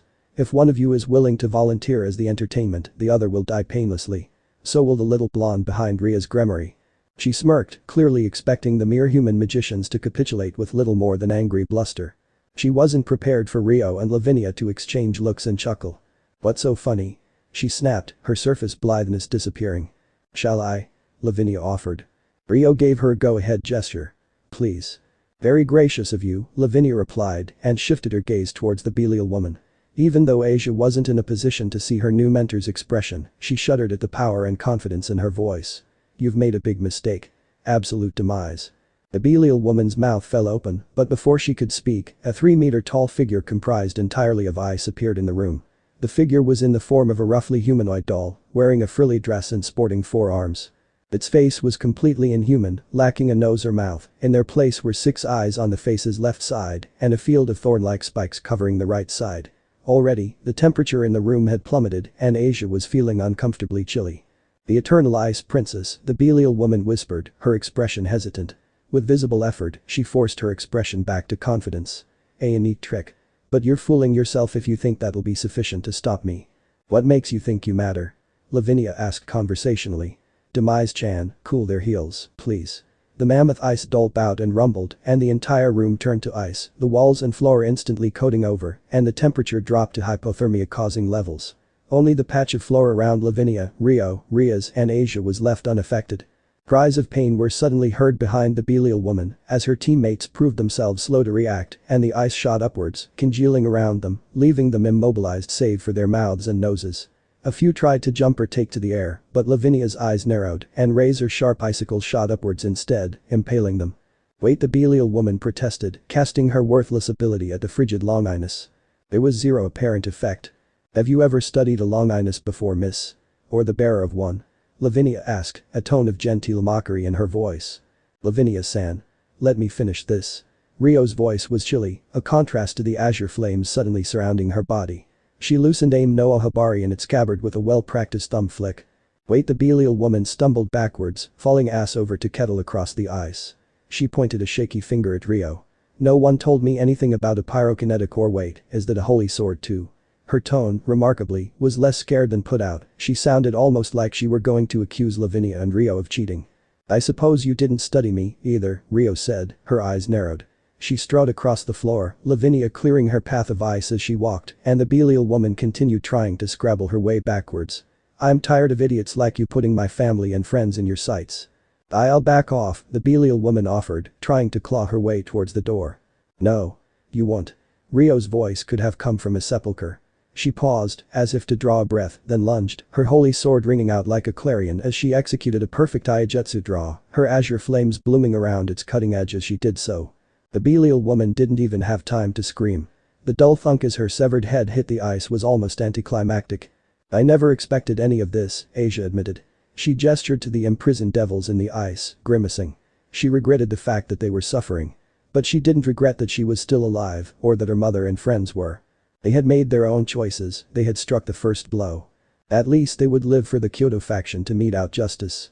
Lavinia had assured her that, between her magical mastery and that of absolute demise, they could be maintained in that state for as long as she liked. I understand. Lavinia patted her arm. Sometimes, that's the way Lady Luck dances. She had dismissed absolute demise back to wherever she kept it stored. Go ahead and try out that spell now. We may need it while we're on the move. The former nun gave Lavinia a wan smile. She inhaled, let out half the breath, and concentrated. It was the same every time, Lavinia had said. That was the beauty of being a magician, she had said. The equations held true each time, just like a finely crafted machine. She ran through them in her mind, an action becoming easier with each repetition, and finished exhaling. There was a rush of air around her as a teal magical circle flared to life around her, and she gritted her teeth as a breeze suddenly skirled upwards, threatening to push up her dress. That sensation passed almost immediately and was replaced by visible air distortion around her hands and arms. She could sense the aerokinesis at work, ready nay, eager to be manipulated as she commanded. She narrowed her eyes, and the air distortion shaped itself into a translucent longbow. She leveled it, knocking an arrow comprised entirely of air distortion. "Very good, Asia," Rio said approvingly. Her family's pyrokinesis cloaked her like a blue-white aura, but she had returned aim no Ohabari to its scabbard. "I've alerted my friends in the Kyoto faction, and they're sending people to make sure the neighborhood and the shrine are safe, but we should probably give them a hand." "Very good indeed," Lavinia agreed. "You'll find Galero to be almost perfect for you." The senior magician gathered the testing materials, shoving them into some kind of pocket dimension. "You're right about leaving, though. If they've tried striking here, heaven only knows what they're doing to the rest of the city. We had better move before they strike here again," Riaz agreed. The Belial woman's death had restored her power of destruction. Now, it wreathed her hands, scarlet-limbed with black, and she narrowed her eyes slightly. "The longer we stay, the more danger the people here will be in." Rio nodded sharply. "Let's move. Asia, stick close to Lavinia-san. Ria-san, I would appreciate you taking point. I will bring up the rear." The younger women nodded, apparently grateful for the presence of an older, wiser figure. After a moment to arrange themselves, the four women left the frigid requiem of the practice room. The only sound inside was the faintly audible breathing of the captives. "Any word on the strike against Ria's Gremory?" "None yet. Sinan Belial said she would be running under communication silence until she'd been dealt with." "Understood. Strike Team 2. We have eyes on Sona Sitri and her fiancé. Strike at your first opportunity. If you can actually capture or kill them, that's desirable, but sowing chaos is the primary goal." Afterwards, Issei was never able to explicitly define what made him react. A glint of light against a window, the brief flash of light from a magical energy bolt, Sona's or the silver-haired girl's eyes widening slightly. He was too busy reacting, pushing Sona to the ground and yelling "get down." As the windows and glass doors exploded inward, blackish-purple streaks of light snarling through the empty frames at their heads. Even at that, Issei had almost been too late, and he hissed as he and Sona were peppered with broken glass. Everyone in the cafe was reacting similarly. Even Miss Silver had hit the deck, although her face didn't share the same terror-stricken or shocked expressions of the other customers. No, it was more a poorly suppressed, slightly manic smile. Like someone had just given her the excuse she'd been wanting to slap them silly. The minute the first devil entered the cafe, smirking and a magical circle turning lazily in front of him, she surged to her feet, screaming. Her fist slid up under the magical circle, connecting with his jaw at full force. The crack as his jaw shattered could be heard throughout the restaurant. As he reeled backwards in agony, she kicked his temple with enough force to snap his neck. He sank bonelessly to the ground, face frozen in a rictus of pain. She spun to face the next devil, just in time to see a blue-white explosion take his head off. Blinking, she whirled around to see Issei, his face radiating quiet rage, both hands shaped into finger guns and wreathed in blue fire. He fired his left hand, and the devil who had just entered was blown back through the door, his torso a bloodied and scorched mass. There were others appearing outside the cafe, murder in their eyes, but they were suddenly sent flying by a massive serpent comprised entirely of boiling water. The hydrokinetic manifestation slammed into them again and again until they lay still in the street, steam wafting off of their half-boiled figures. It then surged into the sky and dissipated with a thunderclap, subjecting the neighborhood to a brief but violent downpour. "Nice save," Issei said softly to Sona. She gave him a slight wry smile, letting the magical circle around her hands wink out, and stepped over to the counter.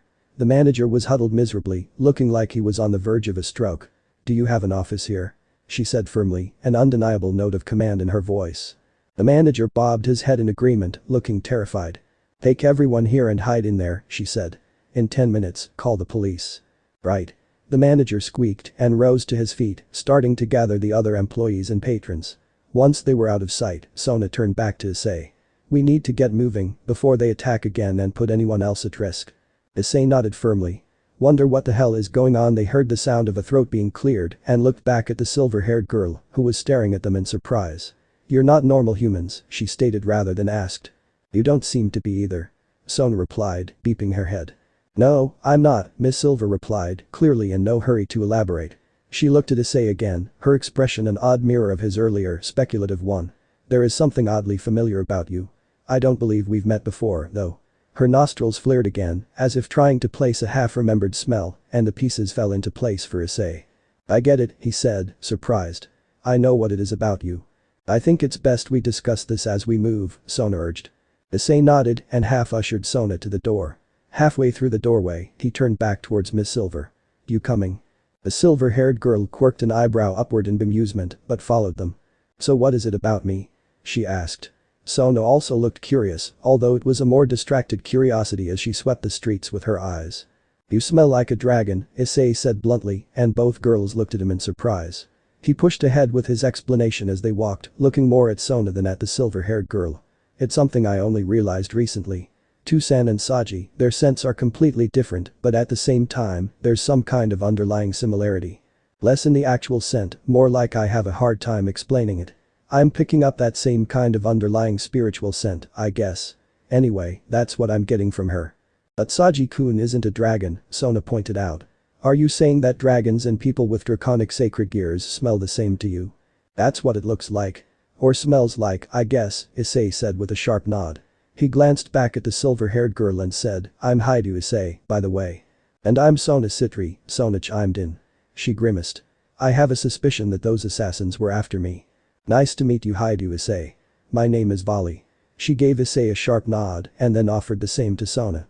And nice to meet you as well, Sona Sitri. She shrugged. For the moment, I'll say that you're right about it being a sacred gear. Sona nodded, her expression dubious. We'll accept that. For the moment, anyway. She put a soft but unmistakable emphasis on the last 4 words, and Vali responded with a curt nod. Where to, Sona-chan? Issei asked tersely, blue fire still wreathing his hands. He swept his finger guns back and forth as they moved, looking suspiciously at everything that wasn't the 3 of them. If they have you targeted, they might have Ria-senpai in their sights. And that means Ka-san and Asia in the crossfire and anyone else around them. I'll check in with Ria's. Sona was already summoning a communication circle. Ria's, she said crisply. Are you alright? More or less, yes, Ria's replied, her voice slightly over-controlled. Are you two okay? I'm guessing you got attacked too. We did. We took care of them and we're on the move, Sona answered tersely. I suspect you and I were the targets. I think you're right, Ria's answered. We have things under control at the moment and we'll be heading out as soon as we've helped secure the neighborhood. Lavinia-sen is coming with us, I believe she has a friend in Kyoto that she wants to meet up with. Vali's brows knit, a reaction that was not lost on either Issei or Sona. That's some information on her friend, then, Sona recommended. Shall we meet up or stay separated? I'll contact you when we have a location and decide from there. Ria's paused and then added, I'm putting Ryo-sen on. A moment later, Issei heard his mother's voice through the communication circle. Issei. Yeah, I'm here, he replied. You and Asia are okay, right, Ka-san? Yes, we're fine. Asia's a bit shaken, but she's holding up well. Her tone was concerned. You two are alright? Yeah. We're on the move too, with someone else who got caught in the crossfire. I see. Ryo's voice relaxed somewhat. We'll keep you posted. I need to speak to Yusaka-san. Even if it's Ryo-san and Sona-chan being specifically targeted, these idiots aren't exactly being neat about it. No, they aren't, Sona agreed. Which means that either whoever planned this is being very sloppy or that collateral damage is part of the point. We'll speak again soon, take care. Issei barely heard his mother's farewell. He was too busy biting his lip, trying to fight down the abrupt spike of rage. Bastards trying to kill his wife, his family, not caring who else gets hurt in the process. Anada. Focus. Sona's calm tone hit his fiery anger like a bucket of water. He blinked, his eyes shifting to meet hers, and she was already wearing her king's face. I don't blame you for being angry right now, but random destruction just puts us on their level. Keep your head clear. Issei nodded jerkily, his shoulders relaxing slightly. Vali looked back and forth between them and shook her head. What the hell? Your sister was my friend's appointment. Both of them looked at her. You know Lavinia-san? Issei asked warily. Yeah. We both work for Grigori. I guess there's no point in hiding it then, and you two did save me. So, I guess I can trust you. If it's alright, I think I'll stick with you two until you find Lavinia. Issei and Sona exchanged glances again, and the latter nodded. That's acceptable. Do you mind if I ask what your sacred gear is? I do, actually, Vali replied coolly.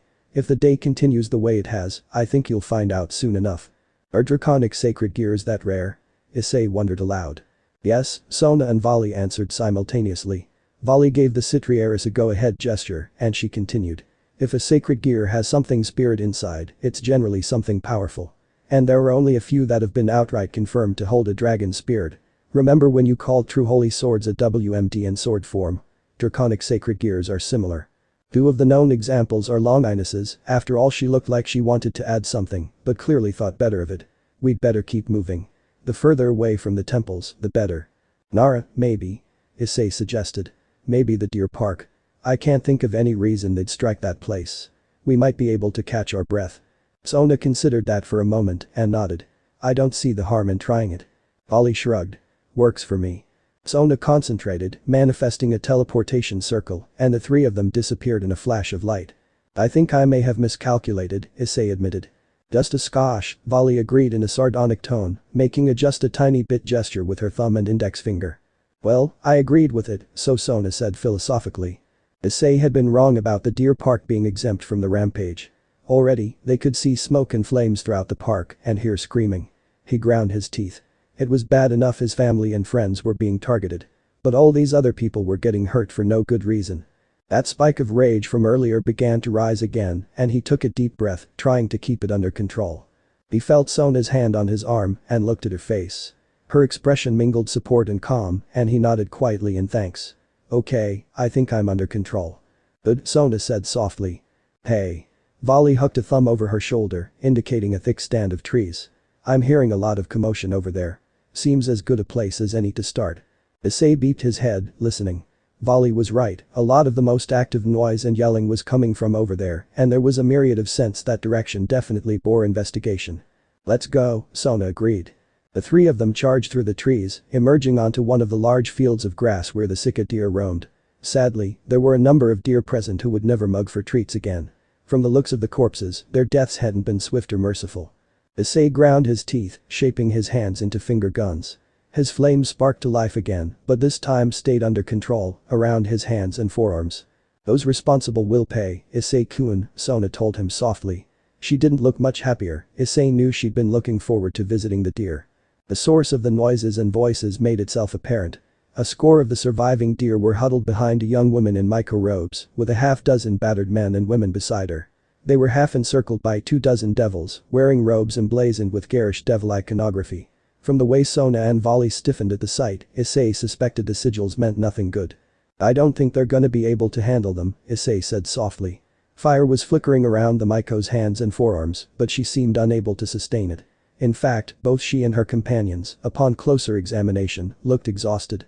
I agree, Sona replied. We'll help them. Ethics aside, this is a good chance to link up with the local yokai. Ollie shrugged. I'm good with that.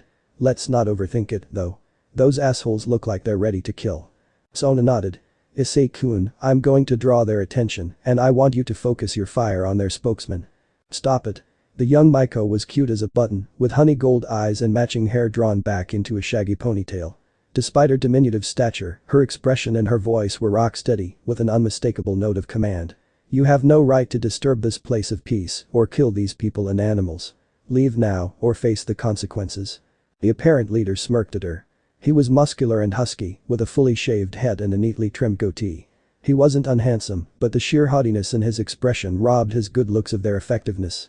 He turned towards one of the deer still roaming unmolested and snapped off a bolt of demonic energy.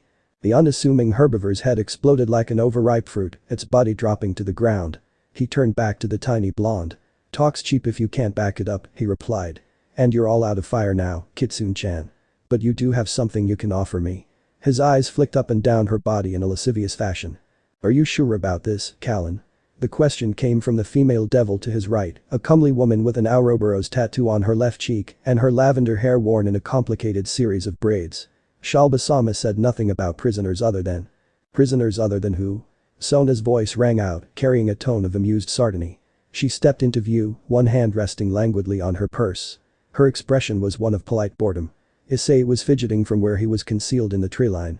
He did have a good line of sight on the leader, and he was really ready to kill him after what he'd done to the deer and the way he'd leered at the girl. Volley had excused herself momentarily, informing them that she had a surprise in store for them. Sona Sitri. The leader's voice dripped with contempt.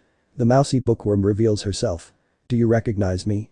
Alan Belith, Sona replied. Don't you have a family business to be embezzling from? Alan's expression reddened, but he laughed her reply off. Don't talk to me about betrayed trust. Shrews like you should be grateful when someone like me pays them any attention. He adopted a mock thoughtful expression. I suppose we should add whore to that list of adjectives, shouldn't we? Is it true you've stooped so low as to bed some reincarnated trash? Issei nearly pulled the trigger right then. Only the fact that Sona was still in his line of fire stopped him. Yes, my fiancé is a reincarnate, Sona answered casually, putting a slight but unmistakable emphasis on the word fiancé. And he's 10 times the man that you are. She gave him a head-to-toe sweeping gaze and curled her lip contemptuously. Alan's face turned purple at the unspoken implication. With a barely controlled voice, he bit out, and where is this fiancé of yours? Filling you, Sona replied, her tone suddenly cold, and stepped to the side. The moment she spoke the last word, Issei started sending Rekadans downrange, aimed squarely at Callan. Alan actually managed to scramble backwards enough to rob the first firebolt of its full power. The next one caught him around his feet, though, mangling them into smoking meat and knocking him to the ground. The next one put him out of his misery, but Issei didn't stop firing until his body had been reduced to ashes. Sona raised both eyebrows at that. Her expression showed no disapproval, though, and she turned towards the other devils, summoning magical circles around her hands. Those began to writhe and swish with manifested blue-green water, waiting for her to shape them to her will. You've just seen the barest hint of my fiancé's abilities. I recommend you surrender now, before he gets really angry. Issei tensed, siding on the woman who'd been next to Callan. That seemed the likeliest candidate for a second in command. He'd like to think they'd be smart enough to surrender, but he'd encountered too many people in the supernatural world already whose gut response was to double down. He wasn't disappointed. The woman raised a hand, and purple-limbed demonic energy flared around her like an aura. Kill the bitch. She shouted. The other devils surged at Sona with demonically enhanced fists and bolts of magical energy. The Sitri heiress responded by shaping her hydrokinesis into a massive meter-thick bubble, surrounding her, the Maiko, her friends, and the deer like a massive force field. The attacks rebounded from the water shield. Issei cursed and surged forward, closing his hands into fists. He was pretty sure he could take at least half those jerks, but the woman with that purple light worried him.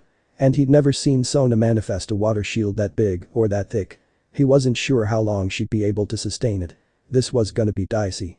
Got room for one more in this party. Vali's voice rang out from above, somehow amplified and rendered slightly vibrato. All eyes snapped to the sky.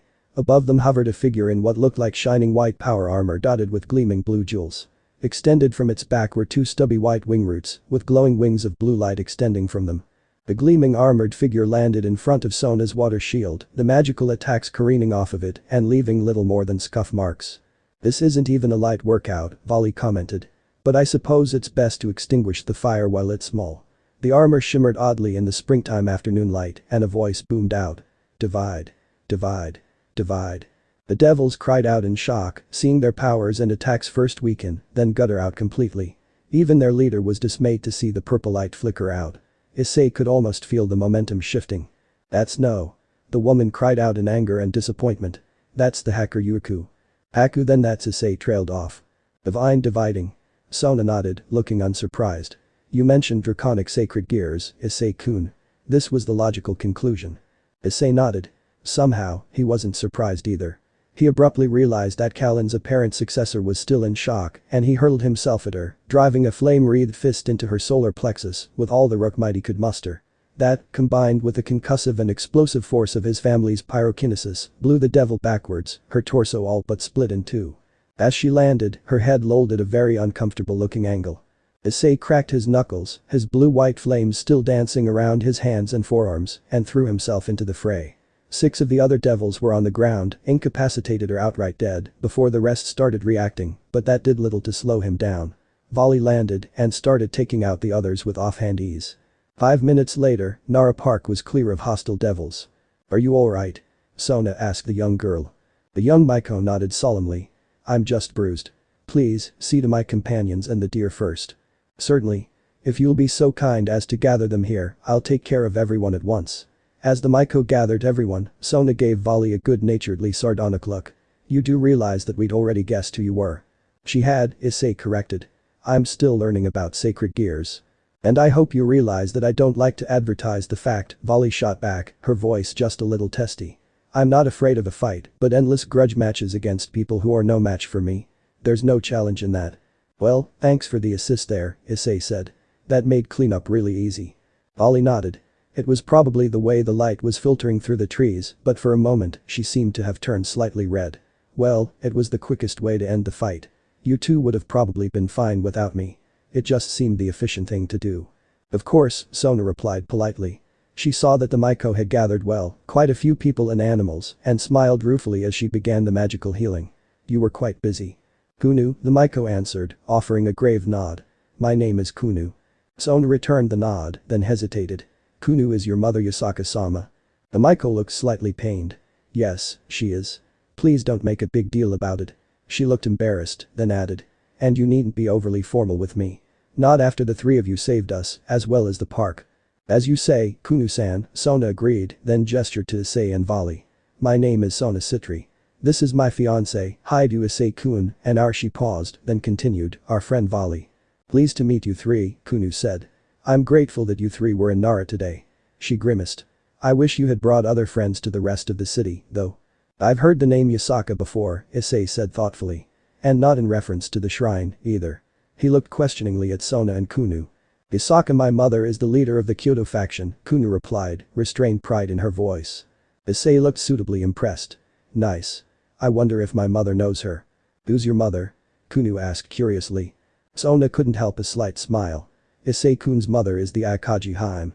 Kunu's eyes widened.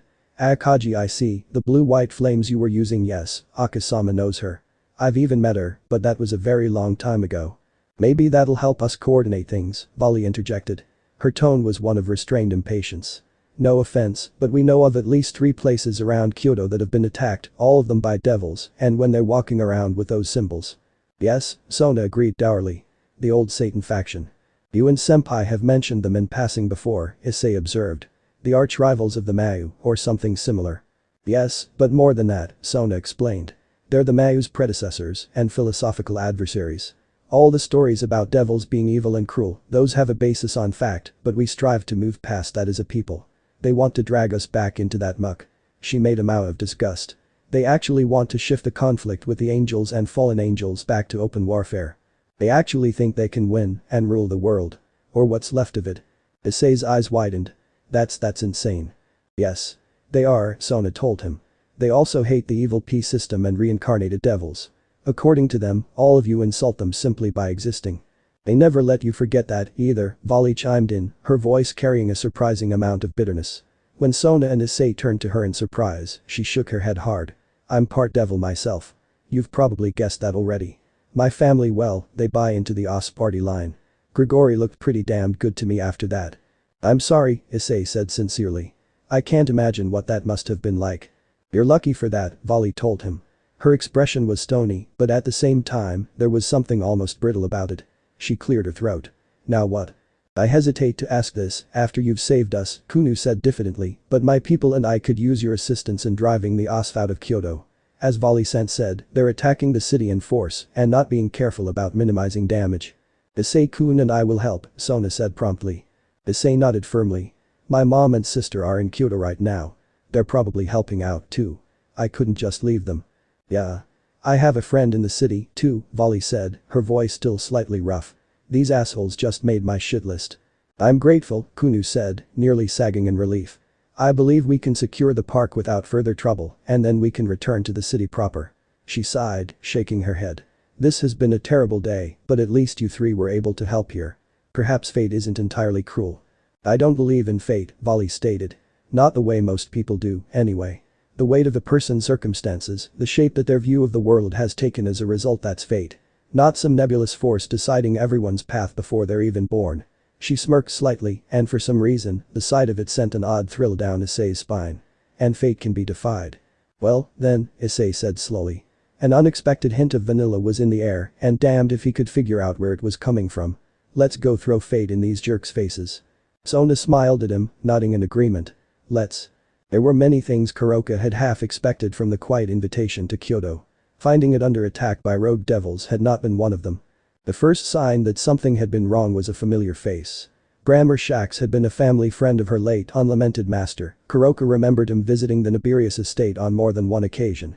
She also remembered his idea of a good time and the side effects it had on servant girls.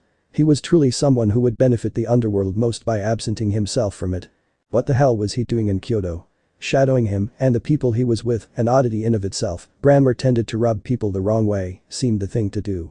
For several blocks, it went without incident, at least as far as Kuroka was concerned. He and his cronies seemed more interested in causing property damage and marring historic sites with graffiti in the form of obscene devil iconography. Unfortunately, at least one of them seemed to be nearly as talented at magic as Kuroka herself was. Eventually, he realized they were being followed and cast an anti-illusion spell. Her illusion magic was momentarily forced down, and Branmer smiled that sick smile as he recognized her. "Kuroka. What the hell are you doing in Kyoto, Naya?" Kuroka said sharply. "Taking a holiday," the high-class devil replied. You know, you could come with us. The Mayu may still consider you a stray, but my friends and I would be willing to make room for you if you're willing to make room for us." Kuroka fought off the urge to cringe at that sleazy innuendo. "Sorry, I think I'm a little old to be your type. I'll make an exception for you." Branmer lifted a lazy hand, and the score of devils with him moved to surround her with equal laziness. All of them eyed her with haughty smirks, their expressions shot through with lustfulness. Kuroka felt a spike of irritation. She knew she was hot, but there were other things she was known for. It was amazing how people who should remember that seemed to forget. She let out an irritated breath and summoned a score of her signature, octagonal magical circles, each one crackling with purple-limbed lightning. She was going to enjoy this. "There's an update," the aide said urgently. "Ravel Phoenix and 2 of her peerage mates are in Kyoto. Observers have made visual confirmation. The Phoenix daughter is in Kyoto." The 3 people exchanged looks. That was a golden opportunity. Despite her youth, Ravel Phoenix was highly intelligent. It was widely expected that she would take over management of the house's business affairs when she came of age. The fact that she was the only daughter of the House of Phoenix was an added benefit. They would be desperate to get her back, a desperation that could easily translate into a steady supply of Phoenix tears. Or perhaps they could simply keep her and force her to produce the tears herself. Another 3-way exchange of looks passed, and the woman nodded. "Capture her if possible." "I think we're being observed, Ravel-sama," Isabella said softly as they walked down the narrow street. "Damn," Ravel sighed. She'd been feeling oddly twitchy for some time now, as if half aware of someone watching her. She'd hoped it was paranoia. "Who do you think it is? Someone else from the peerage?" "Probably not, Ravel-sama," Mihi explained, chagrin in her voice. "Whoever is observing us is trying to be discreet and subtle. And the 3 of us are the most discreet and subtle members of Riser-sama's peerage." She snorted and shook her head. "No, if it was someone from the peerage, it would probably be Sharia ambling around in her Arabian Nights getup or Ayla and Nell threatening people with their chainsaws." "Lovely." Ravel shook her head. "What do you think they want?" "I wouldn't bet on it being anything good," Isabella said grimly. "I recommend that we teleport out. Not directly to the underworld, they would anticipate that, and the power build-up for cross-dimension jumping can take time. But somewhere in the area, perhaps."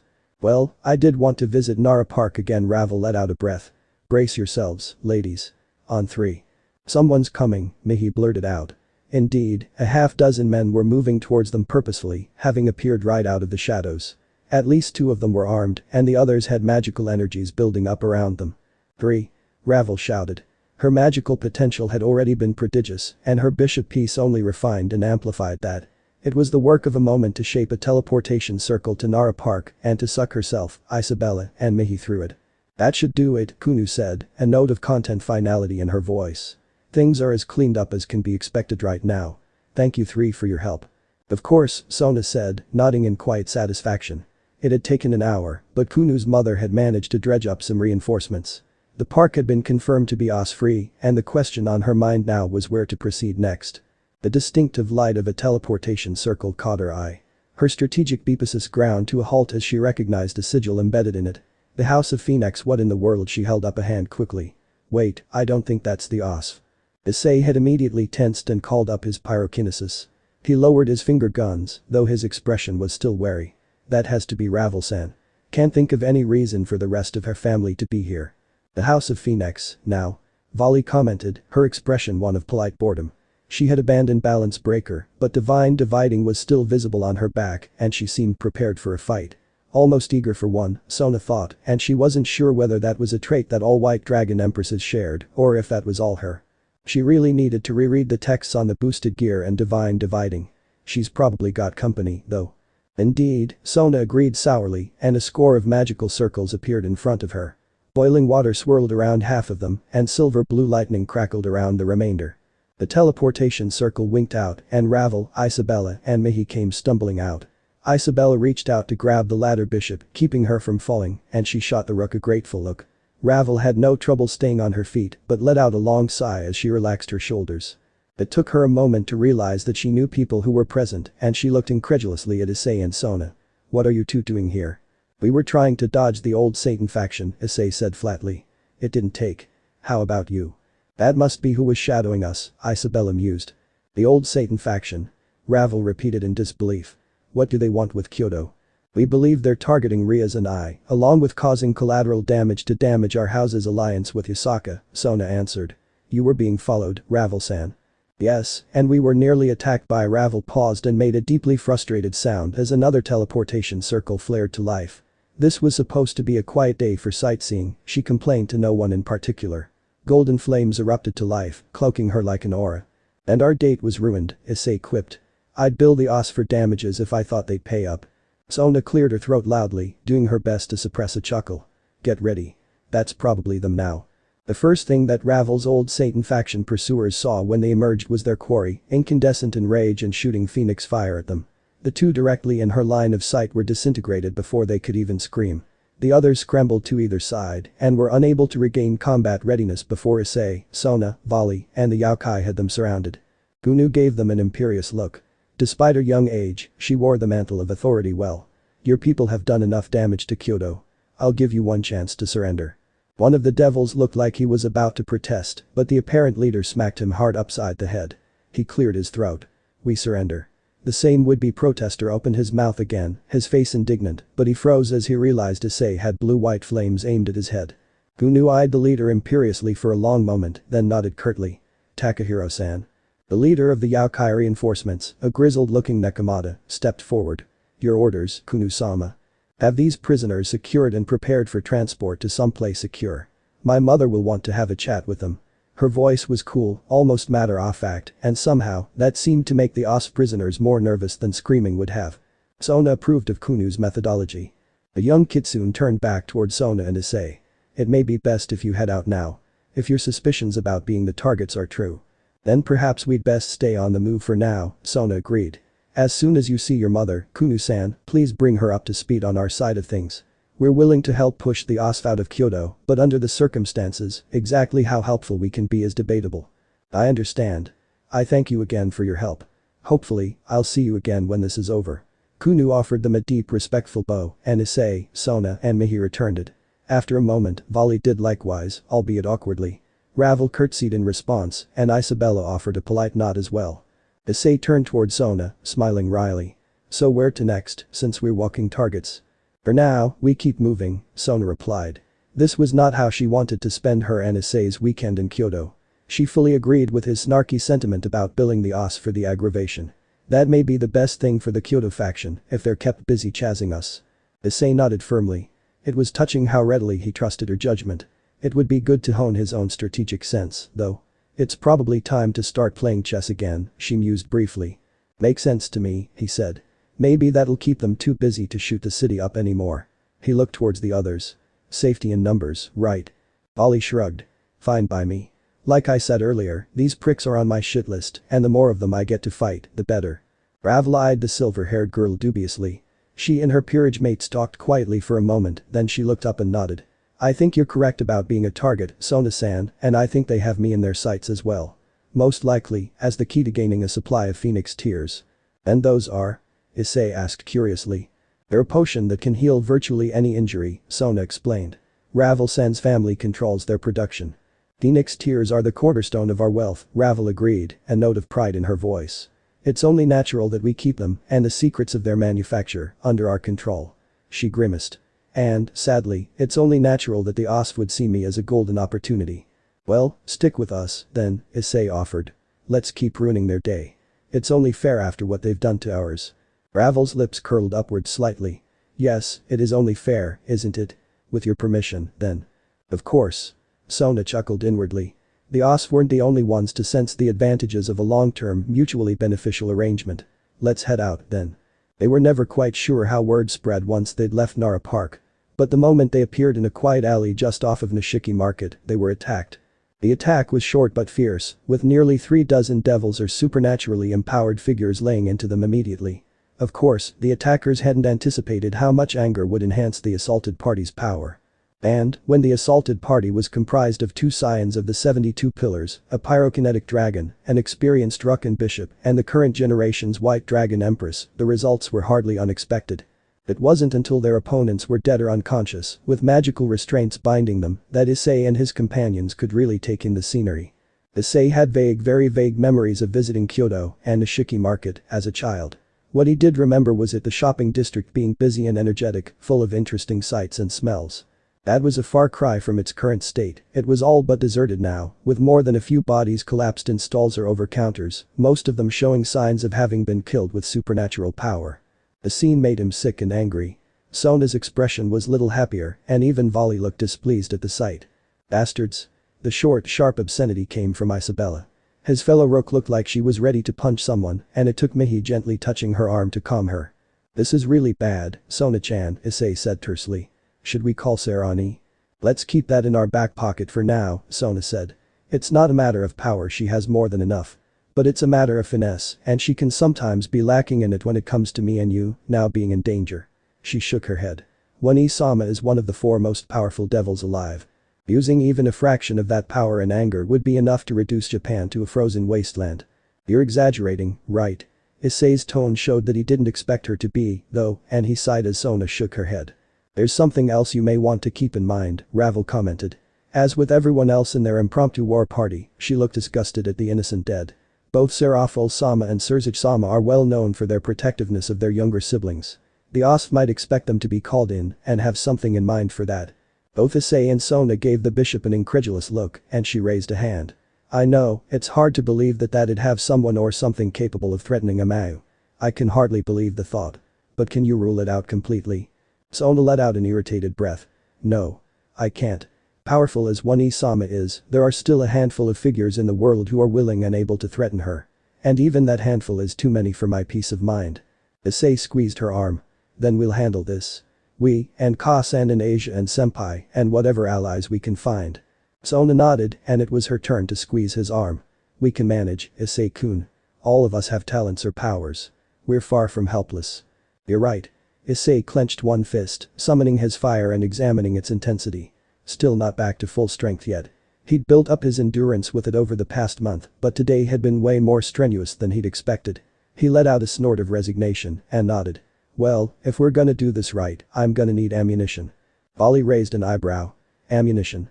My sacred gear lets me control ferrous objects, among other things, the rook explained.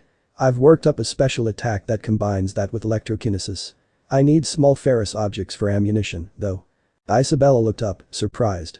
You mean, something like a railgun? Yeah, pretty much the magical version of one. It was Issei's turn to look surprised. You're familiar with them?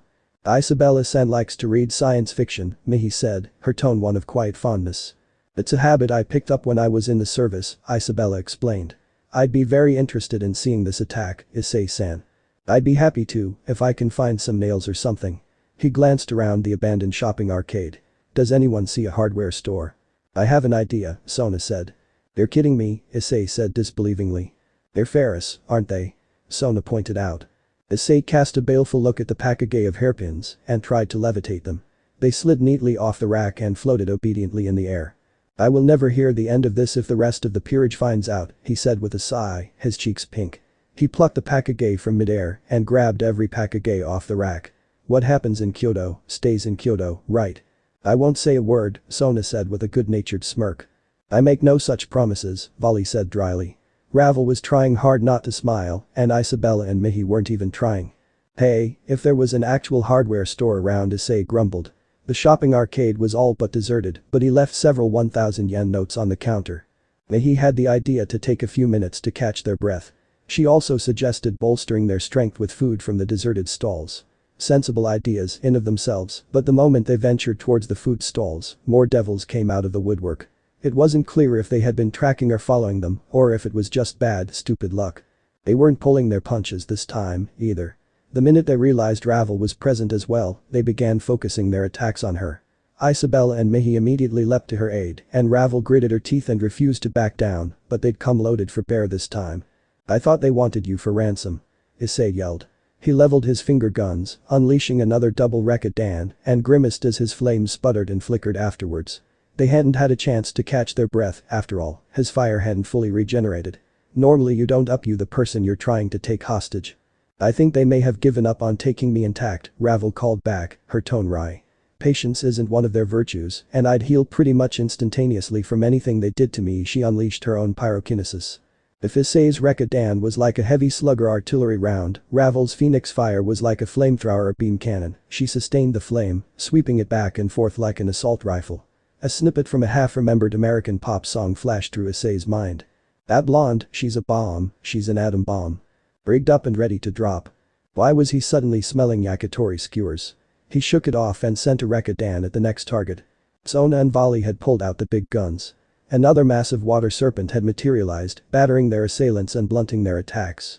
Vali, meanwhile, had re-manifested her balance breaker around herself and was literally punching devils through the wall. Well, Issei thought, now's as good a time as any to find out if these actually work or not. Railgun. He snapped, leveling his hands with a flourish and mentally firing. The electrokinesis wreathing his forearms responded, sending the hairpin surging forth at somewhere around Mach 5. The effect wasn't quite as dramatic as the roofing nails would have been, but it was undeniable enough. The hapless devils caught downrange dropped bonelessly to the ground, their torsos shredded to bloody ribbons and holed all the way through. The remains of the hairpins embedded themselves in the parking garage wall, leaving streaks of blood and sinew dribbling down the concrete. Even having been slowed by the thickness of devil bodies, they left deep holes and spiderwebbing in the wall. His friends paused for a moment, regarding the results. The first one to speak was Isabella, who had paused in mid-punch just long enough for her opponent to try and wriggle free. She cold beeped him with offhand ease and said in faint admiration, "I'll be damned. That actually worked." Yeah, Issei regarded the bodies. He felt the typical brief flash of guilt at taking a life, but it was more muted than usual. That likely had to do with the fact that these devils had been actively trying to kill him and his friends. "Hey!" Vali shouted, her tone urgent, and waved a hand at the other devils. The Os devils were equally surprised by Issei's attack though, and they snapped out of it mere seconds after Sona and the others did. That wasn't enough time to grab the upper hand, though, and they were quickly subdued. Sona let out a sigh and looked at Issei. There was no surprise in her expression as she gazed at him, just quiet pride that Issei had proven himself once again. "Let's go, Anada. We need to be on the move." Issei nodded sharply. "Yeah. Where to next, then?" Vali had a communication circle manifested and rotating next to her right ear. "Lavinia, do you guys have a clear picture?" "One moment, Vali. We're working on that right now." Lavinia glanced ahead and nodded at Asia. The younger blonde returned the nod, knocked her aerokinetic bow, and let fly with an arrow of distorted air, following it with 6 others. Each one arsed high into the air. At the peak of its arc, each one split into a half-dozen smaller aerokinetic arrows, streaking downwards towards their targets with the concussive force of a pillaged river. Their targets hit the ground, most of them now unconscious, and the rest so badly stunned that their lights might as well have been put out. Each arrow winked out of existence, leaving its target lit up with a faint pinkish glow. This last bit had been the result of adding another spell, one designed specifically for finding lost or abandoned things or people. "Well done," Lavinia said approvingly and shifted her gaze towards Rio. "I think that does it for this area." Rio nodded, her expression slightly distracted as she resheathed Dame Noa Habari. The past hour had been spent helping clear out the neighborhoods around Kiyomizu-dera. They were now preparing to teleport to the rendezvous site. "So Yasaka-sama herself will be present at this?" Riaz asked. Her power of destruction still limned her fists and forearms, although it was somewhat dimmer now, she'd been putting it to heavy use over the last hour. "It sounds like it," Rio agreed. "She and her advisors will want to put this to rest as soon as possible." "So is the shrine named for her, or is she named for the shrine?" Asia asked curiously. "Probably the former, but I've never asked her precise age," Rio replied. She chuckled in wry amusement. "It's probably best that you don't, either." Duly noted. Rio caught Lavinia's eye, and the younger mage nodded. She manifested a teleportation circle, lined with Grasshopper sigils, and the 4 women stepped into it. A moment later, they appeared in a quiet park in the Jion district. It appeared to be deserted. The 4 of them glanced around with narrowed eyes, leaning heavily on their supernatural sensitivity. After a moment, the air shimmered as a concealment spell was dropped, and a dozen yokai revealed themselves, gathered around the mouth of a cave that hadn't been there a moment before. The 4 women were conducted politely into the cave, where several score yokai were present, many armed and all looking ready for a fight. In the center of the loose assemblage sat a gorgeous, well-endowed blonde woman dressed like a Maiko, with a white haori draped over her shoulders and a golden crown resting atop her brow. She sported fox ears and tails, and her body language radiated calm authority. She sat on a wide tatami mat, large enough to comfortably seat 24 people, and stared down at an exquisitely rendered and magically self-updating, from the looks of it, map of Kyoto and its environs. A dozen senior yokai sat around the map with her, conferring quietly, and a cute blonde fox girl stood beside her, looking pensive. Ryo bowed deeply, and her companions quickly followed suit. "Yusaka-sama," she said respectfully. "It's been a long time." "Too long," Yusaka replied, looking up from the map. She inclined her head politely to the pyrokinetic mage. "You look well, my friend. You remember my Kunu, I trust." She gestured to the girl standing behind her. "I do indeed," Ryo replied, inclining her head to the younger kitsune. "It's good to see you again, Kunu-chan." She motioned to the young women with her. "This is my daughter, Asia. With us are Lavinia Rinai of Grozauber and Ria's Gremory of the House of Gremory." She motioned to the younger women. "Pleased to meet you all," Yusaka said, inclining her head slightly and prompting quiet reply in turn. She gave Ria's a wry half smile. "It seems some people aren't enthused about our arrangement, Ria-san." Ria's blushed. "I apologize for that. I should have anticipated this." "I should have, too," Yusaka admitted. "If the OSF is fighting this hard to disabuse us of the idea, I'm inclined to back it even more firmly." "So you've seen evidence that it's the OSF?" Lavinia asked curiously. "We had as well, but it's good to have confirmation." Yusaka nodded. "A half-dozen reports confirmed it, including one from my daughter." She shifted her gaze towards Rio. "Apparently your son and his fiancée helped her drive them from Nara Park." "The Shiki market is cleared out now," Issei's voice spoke from the communication circle. His tone was one of quiet anger. "They did a lot of damage, killed a lot of people. There may be survivors, but we haven't had a chance to check." "Understood," Yusaka replied quickly, pitching her voice so that Issei could hear her properly. "We'll get a team there as quickly as we can." "Are you okay?" Rio asked. Issei's tone worried her. "Yeah. Or, I will be anyway," he said, the anger seeming to seep out of his voice. Quiet determination replaced it. "We need to finish this. Now."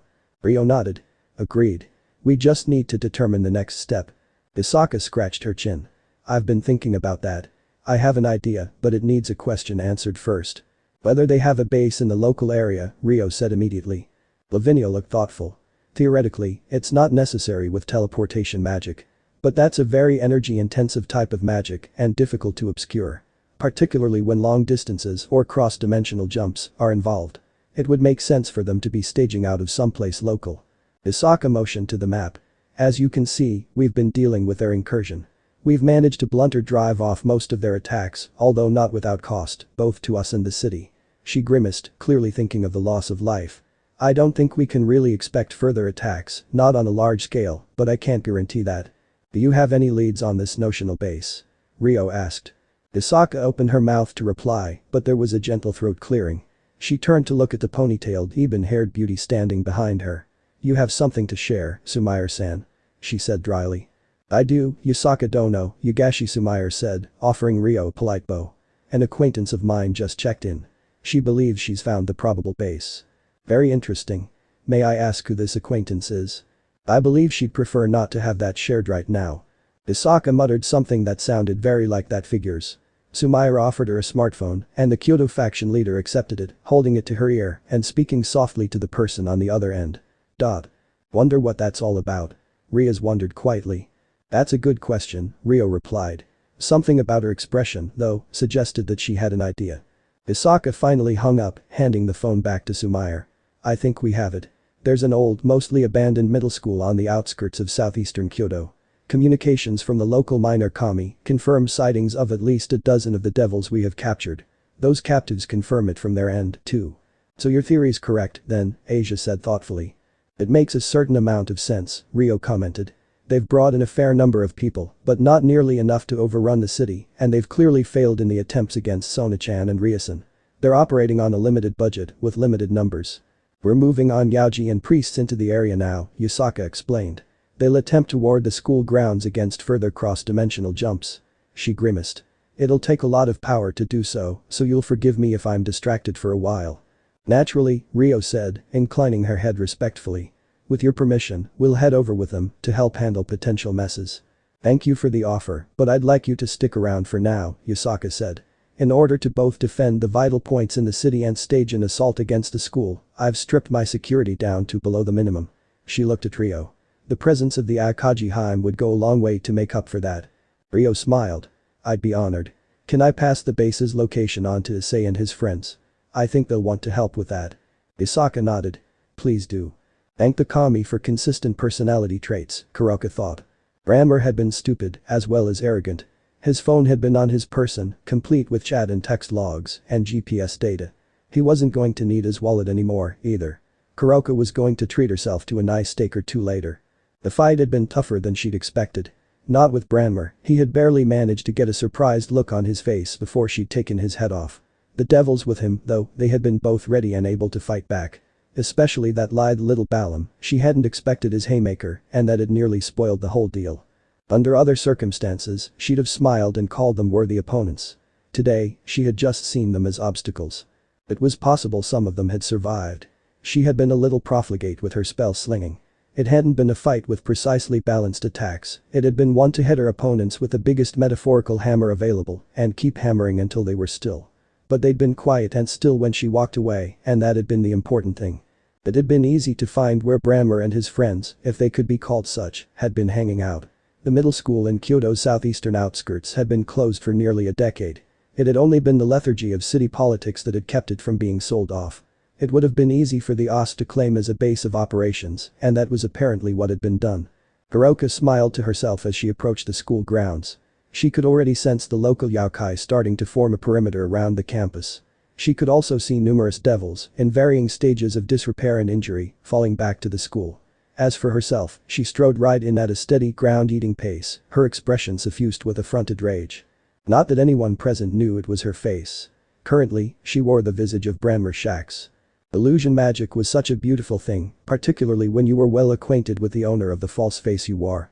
When you were dead set on wiping out a group of murderous assholes, you needed every edge. She'd save her magic for when she had as many devils as possible within the blast radius. Well, we have the location of their base, Ravel mused. So what do we do with it? Call me obvious, but I think attack it is a pretty solid option, Volley snarked. Somehow, Divine Dividing's balance breaker could retract its faceplate and she'd done that very thing right now. It was odd how the magical power armor only made her look more beautiful, Issei thought, and then tried desperately to suppress the thought. It's a matter of how, Volley-san, Ravel snarked back. She seemed to be on the verge of a pout. It was a really bad time for Issei to think about how cute it was. The Kyoto faction may be tightening the noose around it, but that's of limited help.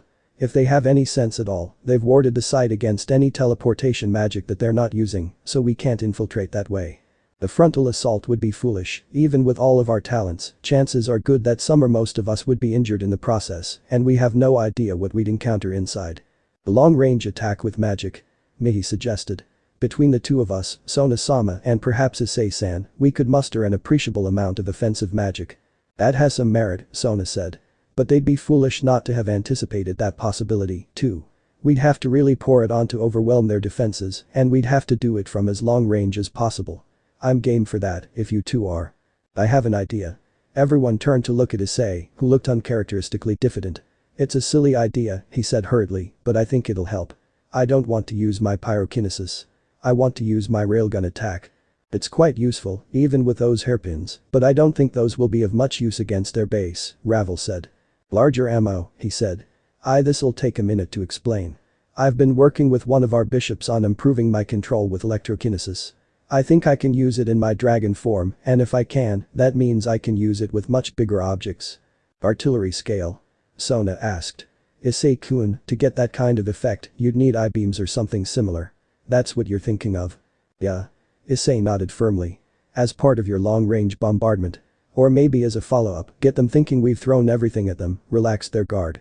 Silence returned, but this time it was thoughtful, creative silence. Sona broke it.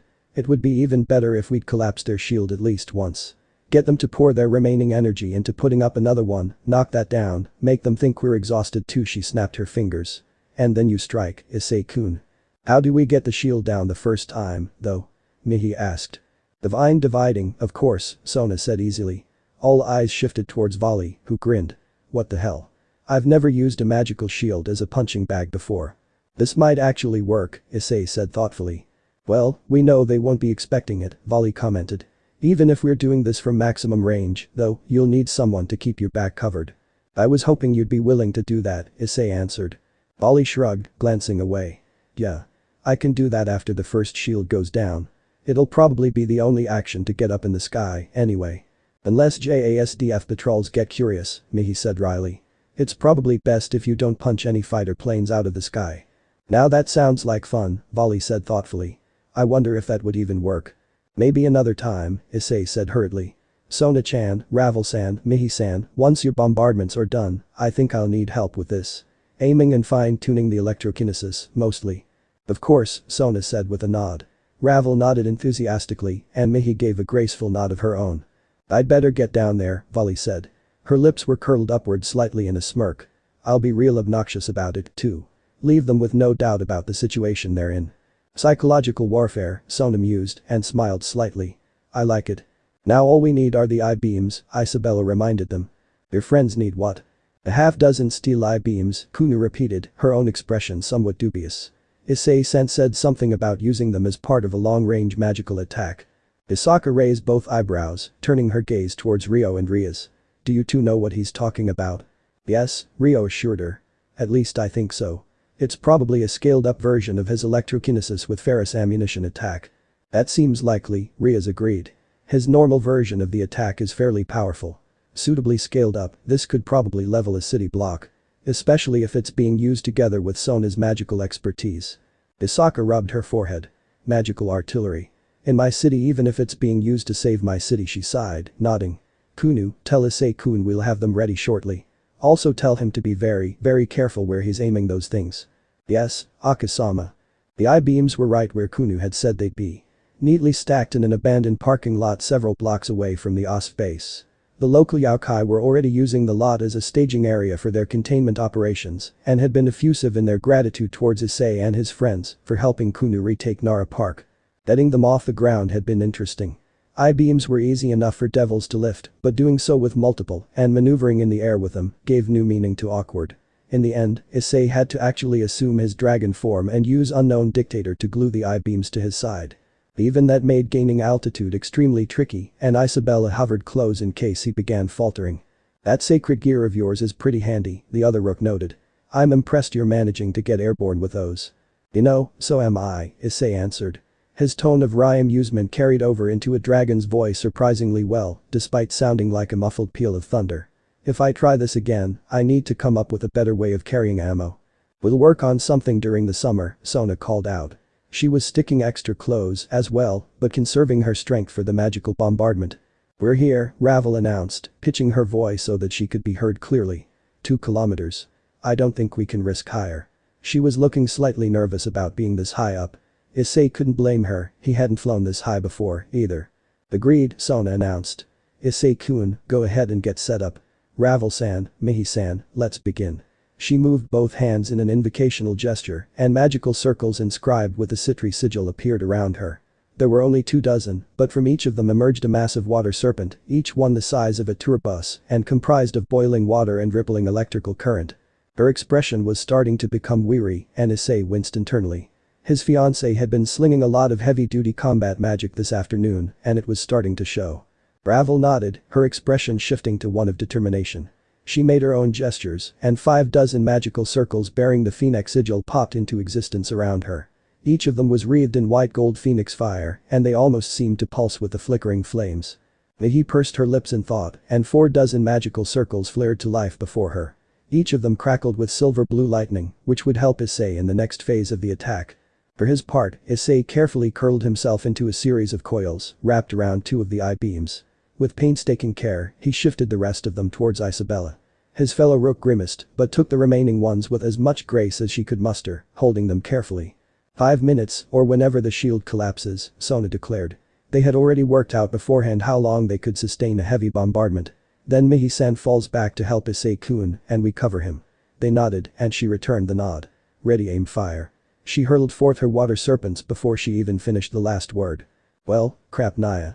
Kuroka stared up at the armored white figure hanging in the air. Glowing blue wings radiated from its back. She wasn't the only one in the schoolyard staring upwards in shock. She knew exactly what that meant. There had been rumors about the current White Dragon Empress, but almost all of them had focused on her beauty and bust size.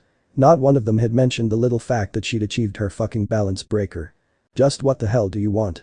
She asked aloud, well aware that she wouldn't receive a verbal answer. All at once, the figure surged downward, slamming an armored fist against a magical barrier enveloping the middle school campus. The fist struck with enough force to make the shield ripple and reverberate. Then a voice boomed out, one that sent chills down the Nekashu's spine. Divide. Divide. Divide. Divide. The shield started rippling again, and this time it kept rippling. Hiroka could see its hazy light start flickering and fading. Divide. Divide. Divide. The chant went on, and the shield visibly trembled and warped. The wide armored figure reared back, its wings now blazing so brightly that Hiroka's eyes stung, and drove its fist back down, and the barrier bent inward and shattered with a sound like exploding porcelain. The magical backlash pulsed downward, shaking the school buildings and blowing out the windows. Hiroka was knocked ass over to kettle as well. If not for illusion magic, she'd have given someone quite a show. Wait, that's not, she started to say as the sky lit up again. She glanced upwards and regretted it immediately. That was the kind of massive magical barrage even she would envy. The Hakuryuku darted away, climbing rapidly in altitude, and it occurred to Yusaka that was actually pretty sensible. The Osp devils in the schoolyard frantically tried to raise another barrier, but they were still stunned and wounded from the last barrier breaking. What they managed as a replacement was patchy and riddled with holes. It wouldn't last long. Cursing, she hurled herself at the main building's double doors. She barely made it inside before the combined hailstorm of lightning, phoenix flame, and electrified water struck. The observers on the scene had scrying spells directed back towards Yusaka, so she and her advisors could watch. Everyone present was watching as the bombardment rolled in, grim satisfaction on everyone's face to some degree. Even Asia watched with a kind of quietly vengeful contentment, though she had the good grace to feel bad about it and pray for forgiveness later. Credit where credit was due. The Osp magicians did their damnedest to keep the new barrier up. Sadly, their work was in vain. The new shield was weak from the beginning, and the bombardment involved an experienced bishop and two high-class devils, who were extremely powerful magicians. At the 60-second mark, the barrier popped with a sound like shattering glass, and once again the school buildings trembled and cracked. No one who'd been in the schoolyard when the second shield fell survived. The bombardment ceased. An eerie calm hung over the ruined campus, one that fooled none of the observers. Tanir Oriax growled to himself. This day had not gone as he'd expected.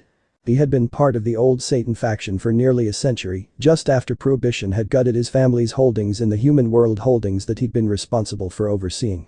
His parents hadn't been interested in the fact that his human contractors had been at fault, no, they had only wanted someone to hold responsible.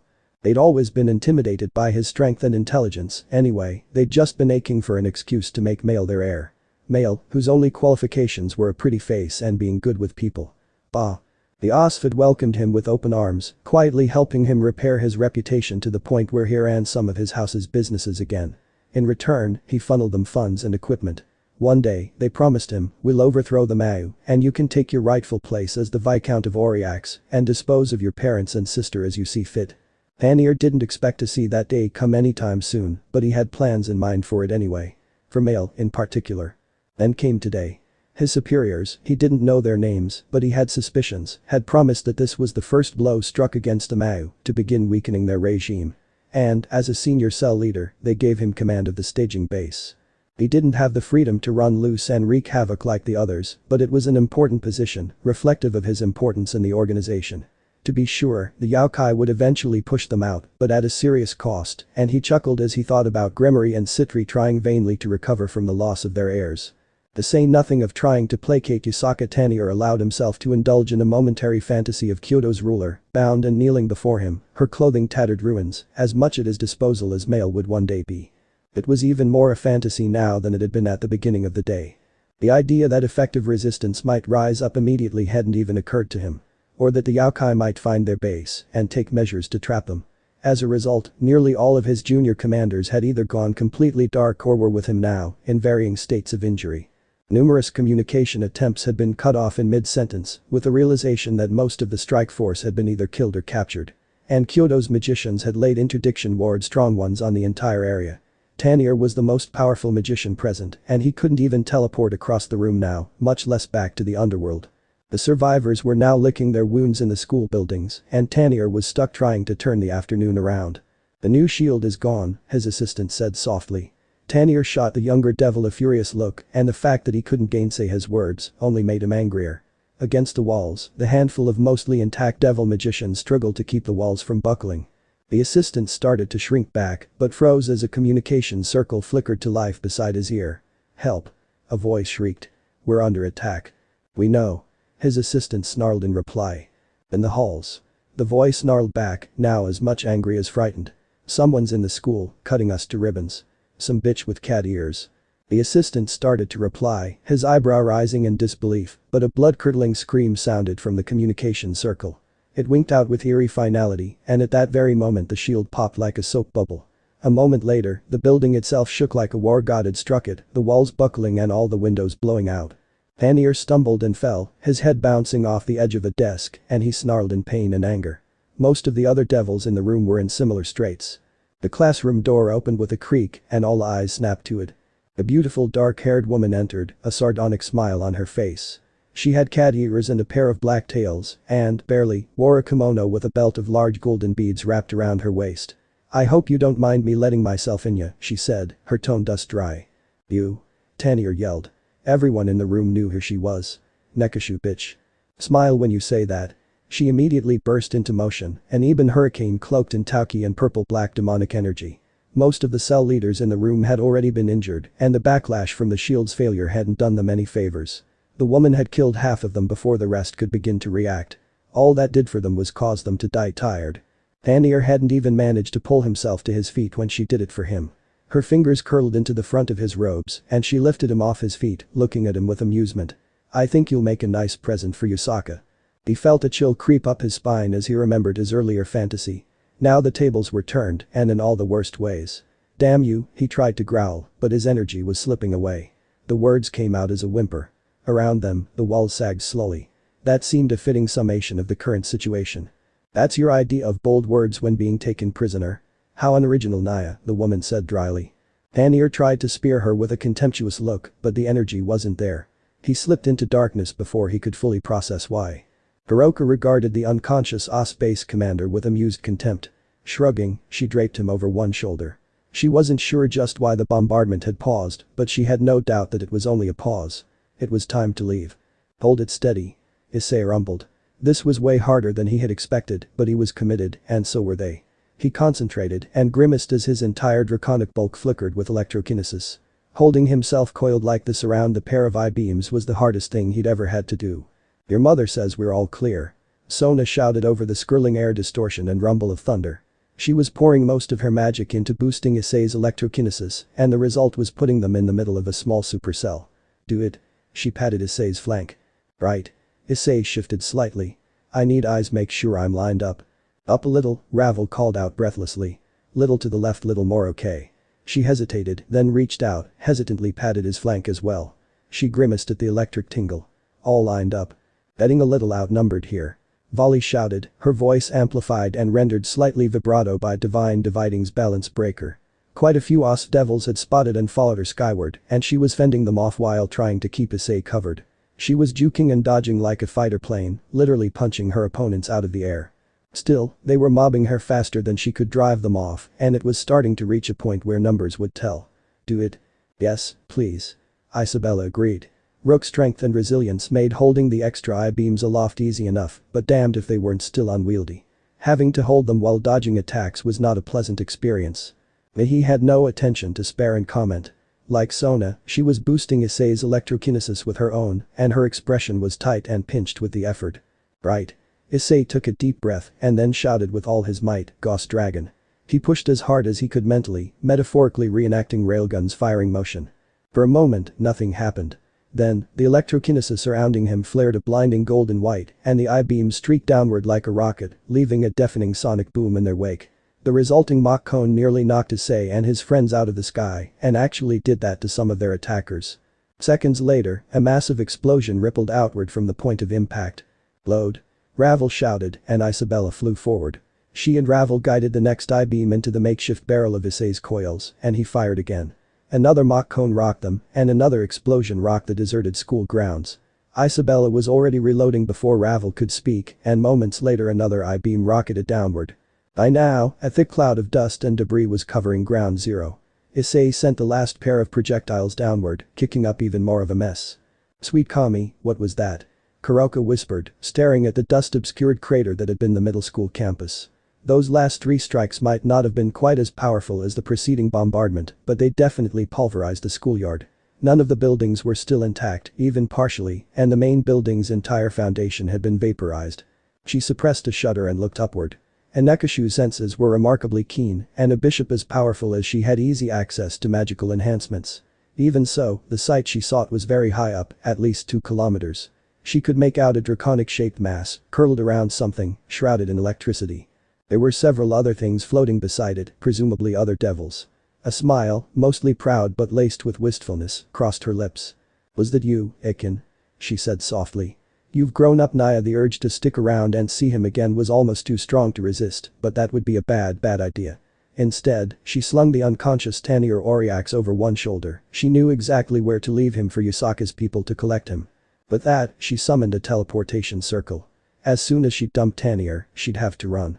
And she still had to peek in on Shirin before she could rest.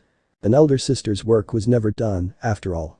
Not even when she couldn't reveal herself to them. Sona beat her head, listening to the communication circle beside her ear. "Your mother says that the OS base is destroyed. There appear to be no survivors." Issei let out a great shuddering sigh, and for a moment his altitude dipped. He corrected quickly, but not before Sona and Ravel both let out alarmed noises.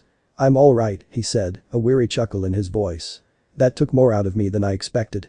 Isabella relaxed as well, and so did Vali. The surviving airborne OS devils stared down at the wreckage of their base and beat a hasty retreat. They didn't get far before Vali caught up with them. None survived the encounter. "Let's get to the ground," Mihi suggested. Her elegant appearance was now looking slightly haggard. "Let's not press our luck." Sona nodded. "They're using a park in the Jion district as their headquarters," she said. "That seems as good a place as any to land." They pointed themselves downward, shaping their course for that park. Sumair narrowed her eyes slightly, pulling her phone out. Asia watched her curiously as she spoke hurriedly and was somehow unsurprised by what she said next. "That was our informant. She captured the OS field commander and left him unconscious and bound for us." Her thumbs danced across the smartphone screen. "I'm tasking Katsuhito-san's raider team for retrieval." "Thank you," Yusaka said, her eyebrows knitting in bemusement. She glanced at Rio, and they exchanged looks that neither Asia nor Riaz could read. 5 minutes later, a lithe young man with cat ears and tails entered, flanked by a half-dozen similar such figures. They were dressed in dark grays and blues, and each one carried a daisho. The leader had a bound and unconscious figure slung over one shoulder, a long belt comprised of large golden beads wrapped tightly around his arms and wrists. The leader set the unconscious fellow at Sumair's feet and bowed. "He's fully unconscious, Sumair Dono. We made sure of that." He smiled thinly. "He's not carrying ID, aside from tattoos." Riaz peered at the figure, her face slightly pinched in thought, before her eyes lit up in recognition. "Tanir Oriax. I thought he was dead." "Apparently not," Yusaka said dryly. "Under normal circumstances, I'd offer extradition, but..." Riaz raised her hands. "Under the circumstances, it's only fair that you decide what to do with him. He's yours." Yusaka inclined her head in thanks. Motion from above caught Asia's eye, and she looked up. A moment later, she smiled for the first time in what felt like days. "Nai-san. Sona-nisan." Indeed, a large Japanese dragon, midnight blue in color and crackling with the occasional flicker of static electricity, was descending on the park, accompanied by 5 beautiful devil women. Just above the treeline, the dragon winked out of existence, replaced by an exhausted-looking Issei, whose shoulders were already drooping. Sona grabbed his right arm, and a blonde devil with twin drill tails took his left, and they gently glided the rest of the way down. Asia moved over to him, Rio and Lavinia close behind her. "Are you alright?" she asked. "You look like you've had a rough day." She realized that Sona was the only girl she recognized and offered a quick bow. "I'm Hyoudou, Asia, his sister. This is our mother, Rio." "I'm fine, Asia. Just tired." Issei's response was game but weary, and he leaned pretty heavily against Sona. The Sitri heiress looked as pugilar as always, but there was definite weariness in her eyes and expression. "Not much of a family resemblance," the silver-haired girl noted. There was no malice or challenge in her voice, just bluntness. "I'm Vali, by the way." "Hi Lavinia." "Hi Virginia-chan." The elder magician turned towards Asia. "This is the friend who came to Kyoto with me. Lucky thing she met up with your brother." "Ravel-san. What are you doing here?" Riaz came up behind Asia and was staring in surprise at the drill-tailed girl. "Hello Riaz-san." Ravel looked equally surprised to see Riaz. "My peerage mates and I were sightseeing in Kyoto. And you?" "Asia is going to be my contracted magician," Riaz answered. "We were meeting with her mentor in Grozabur." "Indeed you were," Lavinia said cheerfully. She waved a hand and a rolled-up piece of parchment appeared with a silver ballpoint pen clipped to it. She offered the paper to Asia. I don't have any doubt about your worthiness to be part of Grasshopper. Sign that, please. Asia blinked, staring at her in surprise for a moment, then broke out in a huge smile. Thank you. She hurriedly unrolled the parchment, eyes flicking across the script first. Never a bad idea to check for fine print. She clicked the pen and scribbled Hi to Asia at the bottom of the paper. Her signature glowed a soft white gray for a moment. She realized that she was doing the same. Lavinia seemed pleased at that. She accepted the parchment and produced a neatly wrapped bundle of white gray cloth from out of thin air. She held it out to Asia. The books I gave you have a spell for adjusting those to fit you. Be sure to wear them when working with Ryosan. I will. Asia promised. Way to go, Asia, Issei said, trying to straighten up. He looked like life and energy were starting to return to him. Congratulations, Sona agreed, offering a smile. Thank you all, she replied softly, her shoulders drooping as the realization that the crisis was over sank in. She clutched the bundle tightly. It was almost as if she could feel her agency, her ability to live her life as she willed it in the bundled cloth. Thank you for helping out today. Yusaka looked around the motley group and offered a deep and respectful bow. All of you. The situation would have been far worse without your intervention. We were glad to help, Sona replied, and Issei nodded firmly in agreement. It was no problem, Vali said with a shrug. I always enjoy a good dust-up, and those Osprix had it coming. Kyoto is my peerage mate's hometown, Ravel declared. I don't like the idea of it coming to harm any more than she does. I second that, Isabella chimed in. Mihi smiled softly and nodded her agreement. Well, I think I'd better be off. Vali stretched and yawned. You don't need me around for the cleanup. You're off, Virginia-chan. Lavinia said, looking unsurprised. Don't call me Virginia-chan. Yeah. I need to get some air. Maybe we'll see you around, then. Maybe so. Take care, hi to Issei, Sona Sitri. She tossed the two of them a wave and walked towards the park's treeline, heedless of the surprise and indignation among many of the yokai. You probably didn't do yourself any favors right there, Lavinia mused conversationally. She had elected to see her friend off. It wasn't unusual for the White Dragon Empress to disappear and blow off steam after a particularly intense battle. What the hell? It's not like I plan on coming back to Kyoto anytime soon. Anyway, I think I'll just be in the way right now. Vali's eyes glanced towards Issei for a moment. Lavinia followed her gaze and smiled. You two seem to get along well. Vali shrugged. He seems like he'd be a good ally. He's good in a fight, anyway. She narrowed her eyes at Lavinia's smile. What? Oh, nothing. Have fun. Vali gave her friend a quizzical look, then shrugged. You too. Divine dividing. The wide and glowing blue wings sprouted from her back and she took to the sky. I suppose it's time we returned home as well. Ravel bowed, first to Sona and then to Issei. Sona-san, it was nice to see you again, she said formally. And it was nice to meet you, Issei-san. I as well, Isabella agreed. Mihi nodded and offered a respectful bow. Issei gave both of them a respectful bow. It was nice to meet all of you. He grinned tiredly. Hopefully next time we meet will be more peaceful. Yes, that would be nice, Ravel agreed. For some reason, her cheeks were slightly pink. She summoned a teleportation circle and it whisked her the three of them away. Issei stretched and rubbed his right shoulder, then got an odd expression on his face. He sniffed the air. That's odd. Sona looked up from where she was helping Asia. What is it? I could have sworn I was smelling yakitori, he told her. Strange. Yes. Strange, Sona smirked for a moment and exchanged amused glances with Asia. Issei decided it was best not to press for an explanation. Well done, Ryo. Ryo froze at the sound of that voice and closed her eyes briefly in resignation. She then turned to face the speaker, bowing deeply. Thank you, Oba-sama. The speaker returned the bow. Despite the honorific Ryo used, she looked even younger than her natural form. She was an extremely cute brunette, apparently in her early teens, with her hair worn up in a Shimada-style hairdo. She was clad in a hamangi that greatly resembled Ryo's. Her eyes shifted towards Issei and he instinctively straightened up. Ryo cleared her throat.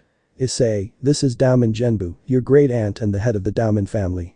Issei's eyes widened, but somehow, he wasn't fully surprised. At this rate, the real surprise would be meeting someone who actually was the age they appeared to be. He bowed respectfully. I'm pleased to meet you, Genbu-sama. Oba-sen is fine. We're family, after all. The woman's expression was serene and dignified, but he couldn't escape the feeling that she was deeply amused. This is the first time we've met since you were very young. You've done very well today, as well. Thank you, Issei said carefully. Ah, I should point out that Asia has, as well. And so has Sona-chan my fiancé, that is, as well as our acquaintances Asia and Sona both bowed as well. Of course. Genbu inclined her head towards Asia and then Sona. I thank all of you for your efforts on behalf of Kyoto and our family. Please, let me extend our family's hospitality to you tonight. She smiled slightly. As I said, your family as well. Genbu hadn't been kidding about the accommodations. The Daoman family maintained a small estate in Ohara. It was virtually the platonic ideal of a ryokan, complete with an onsen. The hot springs even had a mixed bathing section, and Issei and Sona were getting amused looks from the others as they settled in. Riaz and Asia were sharing a room, as were Rio and Lavinia. The blonde mage was making noises about temporarily relocating to Kuo to keep an eye on Asia's early career. The idea that Issei and Sona might room with anyone else seemed to have occurred to no one. Exactly where Vali had gone, no one knew. Lavinia seemed unworried, though. She probably went somewhere to blow off steam, she said blithely. Dinner had been traditional and expensive looking. Issei had never actually had a kaseki before, Goru and Ryo's tastes ran surprisingly contemporary. But the traditional multi-course feast had been delicious and filling. He and Sona had nearly nodded off in the bath afterwards, too sated for anything more than the most cursory making out. Actually, this is pretty nice, Issei commented as they laid out the futons. Would you believe I've never actually been to a ryokan? No, I wouldn't, Sona replied. Not at all. Not that I can remember, anyway, he told her. Maybe when I was really little, but I definitely don't remember it. It's a pity we don't have more time to soak it in, Sona said. Maybe over summer break. If not in Japan, maybe at the underworld. Ria's family has a rather large Japanophile streak, so they have quite a few onsen and ryokan in their territory. I'd love that, Issei said, perking up. Familiar and exotic. He finished setting up the futons and turned the blankets down. His eyes returned to Sona and his smile was both admiring and speculative. You look great in a yukata. You, too. Sona wore a similar smile and she scooted closer to him, leaning against him. He wrapped his arms around her and she nestled closer. For a long time, the room was comfortably silent. Issei-kun. You awake? Sona said finally. Issei blinked. Wah, sorry, I'd started falling asleep there. He stifled a thoroughly undignified yawn. Sona chuckled. Why don't we take a nap, then? We've had a pretty busy day. Just a nap to perk us up. Smart idea, Issei agreed, not stifling the next yawn. With that, he flopped bodily back onto the futon, taking Sona with him. She actually let out a yelping laugh of surprise and bapped him lightly on the shoulder. A little warning, next time, if you please. Sorry about that. He yawned again, this one much deeper and louder, and pulled her close again. After a moment, she rested her head on his chest, her eyes fluttering shut. The short nap sounded perfect. I wonder how long they've been like that. I think they've been like that all night. Does Sona-san always make that face in her sleep? If she's relaxed enough. At least she's not drooling like Hyoudou-kun, Riaz mused. She wore a shit-eating grin, catching her oldest friend in such an unguarded moment was too good an opportunity to pass up. They look so adorable. Don't forget to turn the flash off. I know how to take a picture, Riaz-san, Asia chided the red-haired devil. Now, hold on. She carefully lined up the phone's camera lens and snapped several pictures with the flash still on. I just told you, Riaz started, exasperated, but the damage was done. Both Issei and Sona flinched at the multiple flashes and Issei opened one eye sleepily. Wah. Sorry. Asia blurted out contritely. We just saw you two like that and it was so cute. Wah? Anada, what? Sona groped around for her glasses, finally finding them and putting them on. They still ended up cutely askew, but that did surprisingly little to dilute her piercing look. Riaz, Asia-chan, what are you two doing in our room? We came to see if you were awake, Riaz said with a big smile. And to invite you to breakfast, if you were. It's a good thing, too, because we managed to immortalize this. She turned Asia's phone so Sona could see. Issei was still trying to nudge his brain out of sleep mode. There on the phone screen was a snapshot of Issei and Sona snuggled together while sleeping. Her face was half turned against Issei's chest, but an expression that was relaxed nearly to the point of being slack-jawed was visible. She still looked more dignified in her sleep than Issei did, however, his free arm was thrown haphazardly to the side and his mouth was open in a big stupid grin while drool trickled from one corner of his mouth. The photo subject pushed himself into a half-sitting position, stared blearily at the phone, and then his face became outright mortified as he realized what he was looking at. This will be my new wallpaper. I'm sure Akeno will want a copy, Riaz teased in a good-natured tone. Asia gently pried her phone out of Ria's hand. You two really are adorable together, Nai-san. Come join us for breakfast. Issei and Sona exchanged bleary-eyed looks, then shrugged. We'll be right down, the latter said. Now, if you leave so we can get dressed. Yes, Sona-san, Asia said in a placating tone. Ria-senpai, let's give them some time alone. Giggling, she left the room. Riaz followed after a moment, still smiling. Issei and Sona leaned against each other and shared a rueful chuckle. "I really don't want to deal with them this morning," he said wistfully.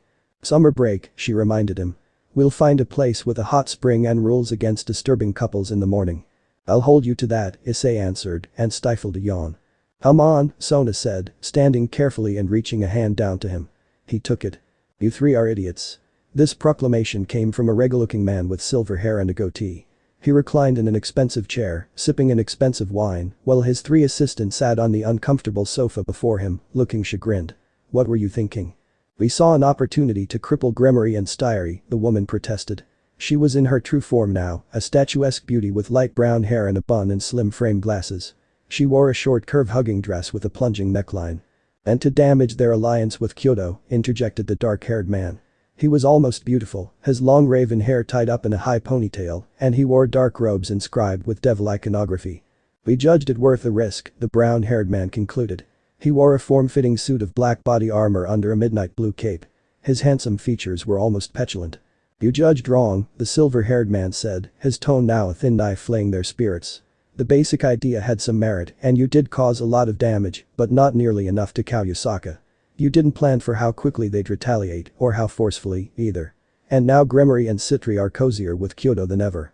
That is what your little brainstorm bought us, and all it cost was 15% of our active cells. The 15% worth talking about at that."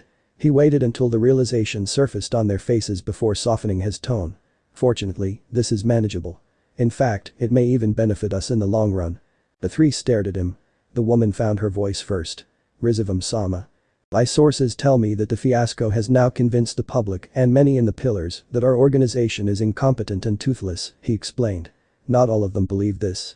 I expect that, at least, the current Mao will be wary. But the prevailing public opinion is that we what is that charming human term? Screwed the pooch." He ignored their reactions of distaste at his usage of a human vulgarity. "That means that most people will dismiss us as a threat." "What are you planning, Rizavam-sama?" the brown-haired man asked. Rizavam chuckled. "There's another human term that's become relevant to me lately. The enemy of my enemy is my friend. In their efforts to ease devilkind towards a peaceful coexistence with the rabble and our ancient foes, the current Mao have disaffected not only us, but their would-be allies as rivals. I've begun speaking with them." "Rizavam-sama." The dark-haired man shot to his feet in protest. "You can't mean to ally with," he trailed off as he began considering the benefits. "Ultimately, true devils have no friends, nor even true allies," Rizavam said in a dry tone. "But that doesn't negate the wisdom in cooperating with those whose goals match ours." He gestured, and a communication circle flared to life. "No," the three realized in surprise, it had been active the whole time, merely obscured by illusion magic. Someone had been listening to them. "Isn't that right?" "I couldn't agree more," a rough male voice replied, and the three of them stiffened as they realized just who was speaking. So much easier to determine the winner when all the chaff is cleared from the board. Makes the game more interesting. "Just so," Rizavam said with a nod. "Kateria. Shalba. Krusi. You three can go now. Our associate and I have some matters to discuss." The three assistant leaders of the old Satan faction stood up, still shocked, and left the room. "What is he thinking?" Kateria sputtered as they left the mansion. I think he's thinking about winning," Shalba said simply. Neither of his compatriots could rebut that. Rio kissed Goro on the cheek. "Stay out of trouble while we were gone." "Sure. Just had some friends over to play cards." "It better not have been poker," Rio warned him. "I still remember what your one friend did after losing." "Nope. We just played Uno and watched the Bale-Belial rating game." He smiled at his wife, son, daughter, and future daughter-in-law. "Welcome home. Did you guys enjoy Hyoudou?" Once the old Satan faction had been kicked out, yes. Rio beeped her head, looking at the cloth grocery bag sitting on the counter. "Are those?" "Yep. They were Tannen's contribution to the pot." Goro paused and gave Rio a sharp look. "The os what the hell were they doing in Hyoudou?" His sudden spike of confused anger was an obvious cover for after-the-fact worry. "Are you guys okay?" "Going after Riaz and I," Sona answered. "They wanted to weaken our alliance with Yusaka-san. Don't worry, Goro-san, we were able to handle them." "Everything's under control, Goro-kun," Rio assured her husband. "You can relax." Issei glanced at the apples, then gave them a second look. "Those look really, really good. One of your friends have an orchard or something, too-san." "Something like that," Goro said with a nod. He was already starting to calm down. "Go ahead and try one." Issei eyed him dubiously, then plucked one out of the bag and cut it in half. He bit into one of the halves, and his eyes widened as the taste hit home. He turned to Sona. "Sona-chan, give this a try. It's wow." "Thank you. I've never actually had dragon apples before," Sona replied. She picked up the untouched half and took a bite. Her own eyes widened and she said, "Yes, I think a wow is in order." "Dragon apples are pretty special," Goro agreed. "Some species of dragon can't survive on anything else." "These aren't gonna have any weird effects on us, are they?" Issei asked curiously. The question didn't stop him from polishing off his half of the apple with gusto. "Not usually," Goro assured him. "Most of what you'd feel is an extra boost of energy." He chuckled. "You may have to stay pretty active today to burn it off before you turn in. I recommend taking a long flight. The Sea of Japan is really pretty right around dusk." "We just got home," Issei started to say. "I think your father has a point," Ryo said. Her eyes were on Goro's and she reached out to take one of the apples herself. "I think I'm going to go see Kaori-san," Asia said quickly. "Work on homework." She darted into the foyer. "Your father's probably right about dusk, Issei-kun," Sona added, taking his hand. "Let's go, too." She dragged the feebly protesting Issei towards the front door as well. Issei stopped in the doorway. The rest of the peerage were wearing shit-eating grins. Even Tsubaki's normally serene expression was openly amused. "What?" he asked flatly. "So?" Ryo was very nearly bouncing in her chair, a sight that Issei had to work to keep from ogling. "Hairpins." He groaned, rolling his eyes towards the ceiling. Sona looked exasperated but patted his back. "Who told you?" "Hyoudou-kun told me," Tsubaki admitted. "Ryo-senpai apparently told him." "We saw the other thing, too," Tsubasa added, turning her laptop so they could see the screen. The web browser was showing a paused video on DeviTube, labeled Dragonfire's magical railgun. She tapped the touchpad and the video resumed playing, showing Issei using Ghost Dragon on the OS base. "I'm surprised someone took the time to record it." Issei gave Sona a half-apologetic look. It wasn't like he'd been trying to become famous on the supernatural internet. She smirked and patted his back again. "Nothing happened in Kyoto for you to feel ashamed of, Issei-kun. Although I'm also surprised someone was able to record that." "Apparently someone from Kyoto was able to upload it," Aika explained. "They've got the city's CCTV network, or what there is of one, sewn up tight. Some of those cameras got some decent footage." Kaori nodded. "That's a frightening attack, Ice. Anyone with a gram of sense ought to avoid pissing you off." "Unfortunately, the underworld is full of people who lack even that much sense," Sona noted. She glanced at the DeviTube comments. "You should take a look at these, Issei-kun. They're pretty complimentary." "Those hairpins didn't seem to work as well as the nails, according to Ryo-senpai, but it sounded like they were effective enough," Ryo said thoughtfully. "When you think about it, hairpins would be a lot easier to explain having at school," Kaori said. From her expression and tone, she was torn between joining in the friendly ribbing and trying to ease his embarrassment. That fact warmed Issei slightly. He decided he was better off not exploring why. "I guess you and Kaichu had better start carrying them in bulk," Aika said, elbowing Kaori with a good-natured smirk. The knight gave her friend an old-fashioned look and the pawn just responded with a knowing smile. Issei didn't notice. He was too busy leaning over Tsubasa's laptop and checking the comments. "You're right. These are way nicer than I was expecting. I don't get all the hate on my shirt, though. Blue isn't his color, what the hell." Tsubaki cleared her throat. "To be honest, Kaichu, we were surprised you stayed overnight. Things were under control, but I'd have thought you eager to be quit of Kyoto after that situation." "The Daumon family wanted to express its gratitude," Sona explained. "They had a small, local estate that they operate as a ryokan, and they put us up there." "The Daumon?" Tsubaki perked up in interest and nodded in realization. "That's right, Ryo-san is a Daumon." "Ah-san thinks we're cousins," Issei said dryly. "She thinks I'm related to Himejima-senpai, too." Mikeno sneezed. Ryas gave her a concerned look. "Are you feeling okay?" "I think I may be coming down with something," the elegant queen sniffled. Tsubaki chuckled. "Well then, cousin, go ahead and call me Tsubaki. It would sound too weird for you to call me Nisan." She shifted her gaze back to Sona. "A ryokan. Did it have an actual onsen attached?" "Yes," Sona admitted. "Normally, the one in question is closed during the spring, but they reopened and staffed it for us to stay last night." She smiled. "It was wonderful." Tsubaki bobbed her head, looking pleased. Her expression then sobered and her eyes shifted to Kaori. The knight reddened slightly and she cleared her throat. "Kaichu, something happened while you're gone. I don't think it's going to blow up, but we should discuss it." Sona raised her eyebrows. "All right. What's going on?" "She was summoned by a Kuo student," Tsubaki explained. Sona froze and Issei couldn't blame her for the sudden wariness. That wasn't unheard of. In fact, he knew that Ria's peerage had amassed a small network of students who were regular customers, but this was the first time it had happened with Sona's peerage. It would be a major pain in the ass to deal with someone who thought they could blackmail her. Who is it? Hadis Yui, Kaori explained. My best friend. Hadis summoned you? Issei said, surprised. How'd she take it? Shocked, Kaori admitted. Not angry. More concerned for me. I can see that, Issei admitted. She's always been protective of you. She's still looking at me suspiciously when we're at practice. That's at least partly criticism of your technique by now, Kaori said, smiling slightly. But yeah, I think her main concern is that I'm not unhappy or being abused. It's good of your friend to worry about you, Sona said thoughtfully. Why don't we meet with her? Perhaps we can assuage her fears. It's worth a try, Kaori answered, shrugging. I don't think she'll do anything stupid, but I'd like to make sure she doesn't. And that she doesn't get herself hurt, either. I'll admit, I wasn't expecting this, Kata said 2 days later. She and Kaori shared a karaoke booth with Issei, Sona, and Tsubaki. Nor was I, although I probably should have, Sona agreed.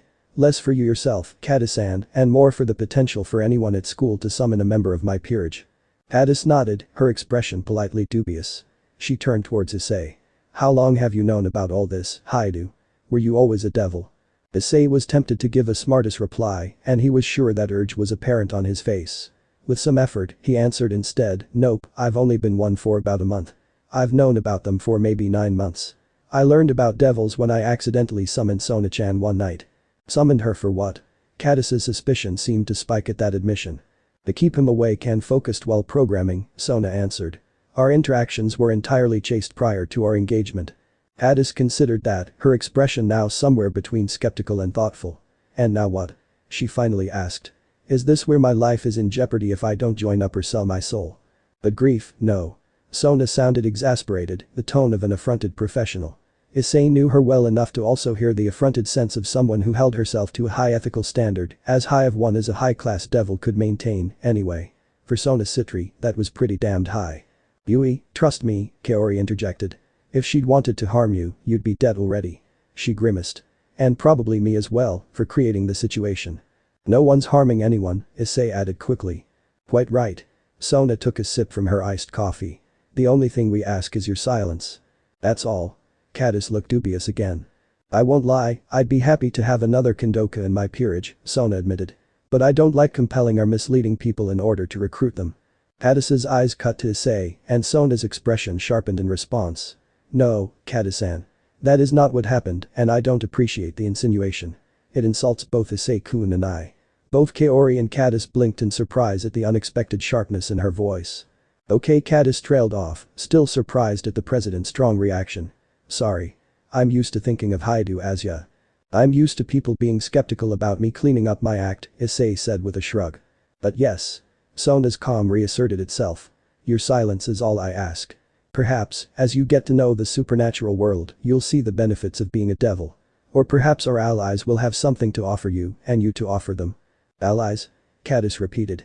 The devils in Kuo have an alliance with the Yokai, Tsubaki explained. At least, the faction that is based in Kyoto. How many factions are there? Kadis asked, beeping her head. The dominant one is in Kyoto, but there's at least one other major group, Sona explained. And, of course, numerous smaller ones. Issei-kun's family is associated with the Kyoto-based one, in fact.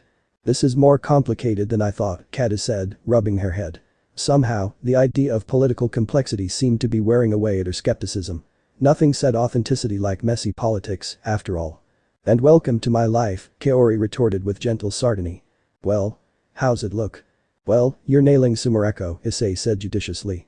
He didn't want to admit that the sight of Aika had made his breath catch for a moment. Looks good, he added lamely a moment later. Thanks, she said. I told Sachiko-sen I'd be bringing you along. I don't have to do any cosplay, do I? He asked dubiously. I know it's a general doujinshi convention, but I can't really think of anyone I want to dress as. Nah. It actually works better if you don't, if you're gonna be my bodyguard, she replied. Too easy for you to get mistaken as some random creeper in a costume otherwise. Yeah, I can imagine. It wasn't like he'd never been in the position of the horny guy with a camera before, Issei had to admit. Before he could say anything else, Aika energized a teleportation circle, and Sona's living room was replaced by an empty storage room. Waiting for them was a girl in flawless Fujiwara no Moku cosplay, who beamed as she saw Aika. Kiryu-san. Hello, Sachiko-san, Aika replied, exchanging bows with the other woman. This is my friend Hyoudou Issei-kun, and he'll be assisting us tonight as needed. Issei hurriedly bowed. Nice to meet you, Sachiko-san. Just tell me what you need. That went better than I expected, Aika said brightly, several hours later. The fortune-telling comedy duo routine that she and Sachiko had devised went off without an apparent hitch, and they were once again in Sona's living room. To be sure, the Taohu fans present had greatly enjoyed it, and Issei's eyes were still a little blurry from all the flashes going off.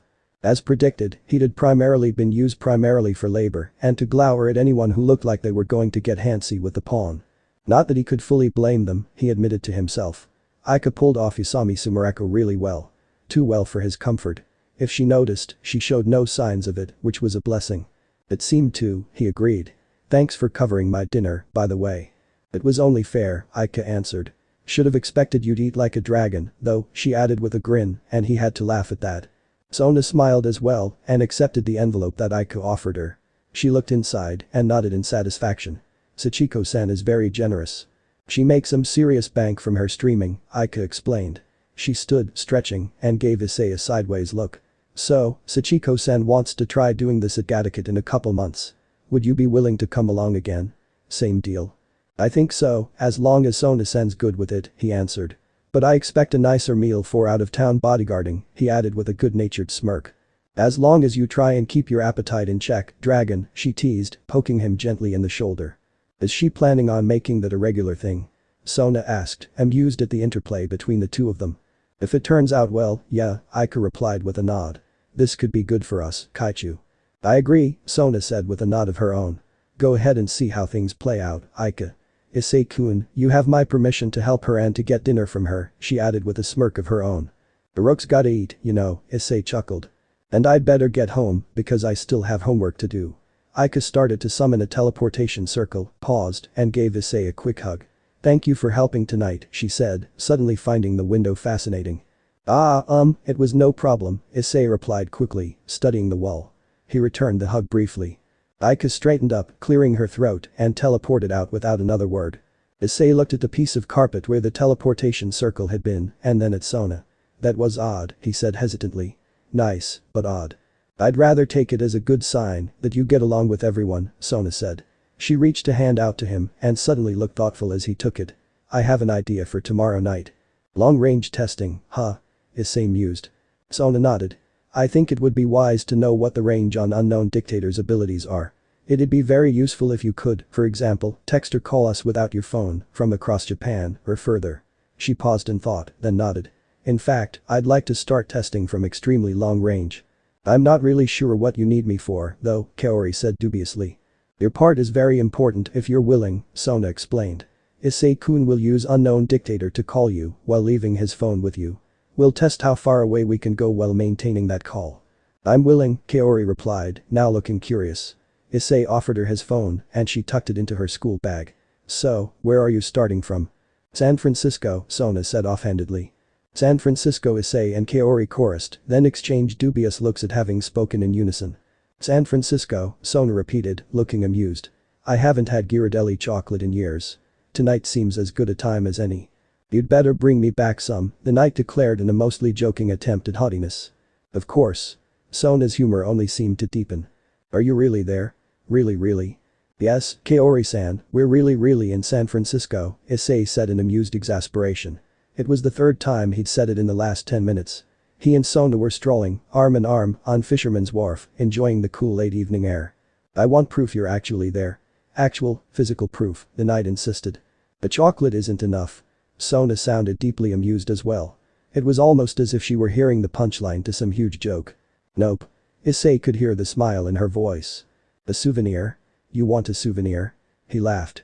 Fine, I'll bring you the most touristy t-shirt I can find, something that has San Francisco plastered all over it. Happy? Yes, Kaori replied, and he could almost see her nodding enthusiastically in his mind's eye. You do that, and I'll wear it next time we're training. We'll hold you to that, Sona interjected with a smile. Well, she asked for this, Issei snickered, patting the plastic bag. He and Sona sat on a bench overlooking the sea, eating crepes from Pier 39's Crepe Cafe. Despite the late hour, a little subtle magic usage kept them warm against the night chill. You two really have known each other a while, haven't you? Sona observed. She reached out, plucking a piece of Issei's ham and cheese crepe for herself. I guess. I was in the academy's first co-ed middle school class. Even then, we were in the same class together, so yeah, we have, Issei answered. He claimed a piece of Sona's dulce de leche crepe, washing it down with a gulp of root beer. Not Caddis, though. I think her folks were working in the US when she was in middle school, so she went with. Were you and Kaori friends in middle school? I guess we were. For a while, it looked like Issei trailed off, but what he didn't say was pretty clear anyway. But in third year, I did something really dumb, and, well, that shot it in the foot. We didn't even start being friendly again until we joined your peerage. He got an odd look on his face, and Sona beeped her head. What is it? Just something I started thinking about. How quickly things started happening once we became devils, between me and Kaori-san and Aika-san. I guess we were civil to each other, but when we became devils, it's like a switch was flipped and suddenly we're each other's buddies. He hesitated, then said, it almost feels sometimes like they were ready for us to be friends like that, like they'd been ready for a long time. Like they'd just been waiting on me to pull my head out of my ass. He shrugged. That might have made sense for Aika-san. She didn't have Kaori-san and I's history. But he shrugged again. I can't begin to understand. They might have been, Sona said thoughtfully. It's also possible that Kaori didn't actually hate you for whatever happened in middle school. You never did talk about it, did you? No, we didn't, Issei admitted, then gave Sona a quizzical look. What brings all this up? She chuckled and reached for his hand. You don't have to pretend you don't have feelings for her, Issei-kun. Issei squeezed her hand reflexively, relief and guilt mingling in his expression. I'm sorry. Part of me still feels like I'm betraying you by even feeling anything for her. And he hesitated, then chuckled a self-mocking chuckle. And anyone else I might be feeling something for. Remember what I told you, Sona said, squeezing back. I wouldn't have made that offer if I hadn't decided I was okay with it long ago. And Kaori easily fits the guidelines I gave you. For that matter, so does the rest of my peerage. She smirked. Although I think you'd have an interesting time ahead if you wanted to make Saji part of your harem. Issei half-choked on his crepe and hunched over. As soon as he could regain his breath, he gave Sona a dirty look. Or tried to, he was never, ever able to really muster the heat to make one stick. That's arg. I do not need that mental image. He reached for his root beer, draining half of it down. Would it help if I told you that I find her attractive, too? Sona said in an oh by the way tone. As Issei froze, she took the opportunity to snag another large piece of his crepe. So you really are curious about me getting Rule 63 ed, Issei finally managed. Sona nodded, smirking slightly. Handsome as you are, I don't doubt you'd be a beautiful girl. Thanks for the vote of confidence, he replied. He had the weirdest heart on right now. Well, nothing wrong with that. I can't get after you for liking cute girls if I do too, he added with a chuckle. I'm still figuring out how much I like them, she explained. I do enjoy having a peerage full of beautiful girls, though. So, have you and Ria-senpai ever? Sona snorted. I suppose that's better than asking if Tsubaki and I had, considering that you're cousins. She shook her head. But no. Never with Ria's. Never any romantic involvement with another girl, not quite. She blushed slightly. One-sama and I are affectionate with each other. No doubt you've noticed how tactile she is. But even there, it's essentially skinship. I did kind of wonder about Sarani, Issei admitted. Then Sona's statement fully processed. He blinked and then asked, does that mean that you too would? Sona rolled her eyes and snorted. I knew that was coming. She might be persuaded, but I'll let you try and do the persuading. Maybe another time, Issei said. The thought was mind-searingly hot, but Sona didn't sound too enthused, so that was enough for him to drop the matter. So is it girls exclusively with her? She doesn't have a particular preference, Sona explained. She was engaged a long time ago to the eldest daughter of another noble house, but she died in the war against the old Satan faction. I never got to meet Yaoni-san, the war happened centuries before I was born. She took a drink from her iced tea and reached for Issei's hand again. Practically speaking, it might mostly be aesthetic appreciation for me. But in any event, Anata, trust me when I tell you that you're not being faithless to me or forcing me to accept something I don't want. You needn't do mental gymnastics to avoid hurting anyone. Issei squeezed her hand and kissed it. Okay. I won't avoid thinking about this anymore. You might try talking to her about this, too, Sona added dryly. After Golden Week, Issei said hurriedly. That'll be fine. The two of them lapsed back into companionable silence, their fingers interlacing again after a moment, and they looked out over the bay. I really did ask for this, didn't I? Kaori said dryly, examining the t-shirt. It was matte black, with I heart symbol, SF printed across the chest in big blocky letters. The heart symbol was a big bright blue, very nearly a match for the color of Issei's pyrokinesis. Yes, you did, Sona replied with good-natured reproach. And he was so amused, he got one for everyone in the peerage. Remember, you promised to wear this during training. She passed the knight another, smaller paper bag. Direct from the flagship store. Thank you. And yes, I'll make sure to wear this, she promised. A silly smile played across her face as she examined the shirt, then carefully folded it and tucked it away. Sona waited until Kaori emerged from her reverie before speaking again. Have you thought any more about what we discussed? Kaori blinked and nodded, looking pensive. Yeah. To be honest, Kaichu, I've been thinking about it constantly. I understand. Kaori, I don't mean to put pressure on you. But Issei-kun clearly has feelings for you, and if you're not willing to act on the ones you have for him, it's best you start distancing yourself from him now. Kaichu, I want to. Even then, I wanted to. But I'm not ready to. I don't feel ready to, and I can't ask Ice to wait for me to be ready. Yes, you can. He'll understand. He won't put pressure on you. I know, and somehow that almost makes me feel worse. But if you think he'll listen, if you think he'll wait alongside, I'll tell him, then. And you. After a moment, she added in a very small voice, I do want him. That's enough for now, to know that you feel that way. I want to wait until after Golden Week, though, Kaori said. I think I may need that time to get my thoughts in order. That should be fine. We'll be gone all Golden Week anyway. Sona smiled wryly. If you did it now, you could come with us. We'll be spending a few days alone at one of my family's beach houses, and you'd be welcome to join us. Kaori colored slightly and smiled ruefully. I'm tempted. But I feel like I need to give some serious thought to how I do this. Rio looked down at the faceted gems and then at Issei. Where did you get these? Du-san was kind enough to loan me the money for them, Issei admitted. Aika-san helped me make sure they were the real deal and she helped polish them. I see, she mused. They're beautiful. I'm not sure why you're asking my help instead of a professional jeweler, though. I remember all the glass-blown art you made when I was younger, he explained. Including the jewelry. I wanted to do something like that for Sona-chan's engagement ring. He gestured at the gems. Alexandrite and pearl are her birthstones, and since her birthday is coming up, I thought that would be a good time to give it to her. I see your point. Rio turned the gems over in her hands. It's a sweet idea, son. Yes, I can help you with that, since your pyrokinesis isn't fine-tuned enough for this yet. She smiled. Should I start planning on rings for anyone else? Hasan. Issei turned bright red. That's not funny. I'm not joking, Issei, his mother told him gently. But I'll let it be for now. She set the gems down on the table. What were you thinking? Not sure, he admitted. Maybe crush some of the pearls and one of the alexandrite, mix them in with the glass for color, and use the biggest alexandrite as the main stone. He shrugged helplessly. I don't really know jewelry design terms. It's been a while for me, but I think I remember the basics, Rio assured him. Issei nodded, looking thoughtful. You should do something nice for your father in thanks for his help, she added. And for Aika-chan. Maybe she'll be wearing one of these, too, someday. She grinned as her son blushed. Maybe, he said in a soft voice. And yeah, I should do something nice for them. And for he let out a breath and chuckled self-effacingly. I should find out Kaori-san's birthday, too. August 6th, Rio said offhandedly. Issei spun to look at her in surprise, and her grin softened. I asked her. Don't assume I don't notice things, Issei. I guess you do, he admitted, hanging his head in good-natured chagrin. Sona let out a sigh of satisfaction. It had been nearly 2 weeks since the incident in Kyoto, and Golden Week was finally in sight. She let her mind wander for a moment, imagining her and Issei playing in the shallows next to one of her family's lake houses, taking advantage of the relative isolation. That playing in the surf would likely progress in earthier directions before long. No need for swimsuits if they were the only ones staying in the house, after all. She felt arms slip around her waist, hands clasping just under her belly button. Issei's lips were warm on her neck. Hi there, he murmured, pulling her close. Hi yourself, she replied, covering his hands with hers and nestling back against him. I'm fairly certain this isn't a standard part of learning to cook. Not really, he admitted. You look too good to resist, though.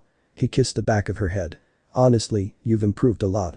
I think maybe you can try soloing next week. Better keep a backup recipe on hand, she said dryly. I appreciate the vote of confidence, though. Hey, if cooking is the only thing you struggle with, you're light years ahead of me, he told her sincerely. Don't sell yourself short, Issei-kun, she told him. You hey now, she added, playfully swatting his arms as he pressed meaningfully against her. Not that she had any real objections to it, but she also had plans for the evening. We need to finish making dinner, remember? And if I want you for dinner? He replied lightly, although the undercurrent of desire was painfully apparent. Still, he released her with clear reluctance and reached for the knife and cutting board. After the movie, Sona promised. I really want you to watch this one with me. I think you'll appreciate it. She smirked. Think of me as dessert. Ria's made a pleased sound as she saved a spreadsheet and shut down her laptop. Asia contracting with her had been a net positive, she thought. Not quite as much as making her bishop would have been, but she fully understood the factors that made that impractical. For her promise to Hyoudou-kun, she never let her be asked to do anything that would actually put her in danger, and, truth be told, she would have been disinclined to do so anyway. All in all, it had been a very good month for her peerage, particularly with the windfall Gasper and Hyoudou-kun had brought in, even splitting that with Sona had put a very colorful feather in her cap.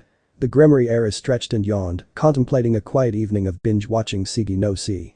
She began to rise from her desk, but froze as she saw a teleportation circle flare to life. As the light faded away, Riaz took stock of the new arrival. She was a beautiful, buxom woman with silver-white hair gathered into 2 short forelock braids and 2 long ones trailing down her back.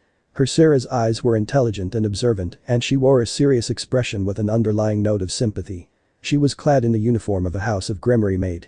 Riaz knew better than most to not underestimate this woman, despite the servile attire. After all, she was an ultimate-class devil and had once been Sona Sitri's only real rival for the title of Leviathan.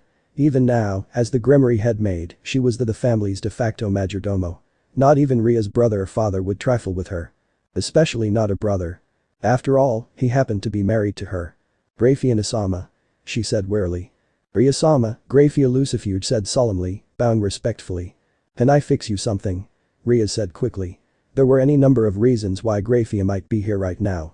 It didn't necessarily mean. Oh, who was she kidding? Thank you, no. Grafia was definitely looking guilty. Not that Riaz blamed her for why she was almost certainly here. No, it really should be Otu-sama, but he had probably ducked out in a fit of guilt or cowardice or both. I think you know why I'm here. Rizer. Riaz said the name as if it were an obscenity. Grafia nodded. On second thought, perhaps you had better fix us both a drink. End of the part 5. So how was this story? I hope you like it. And if you like it, share this story with your friends and like the video too. And don't forget to subscribe our channel for daily awesome fanfiction. Okay, it's time for me to go. Bye bye.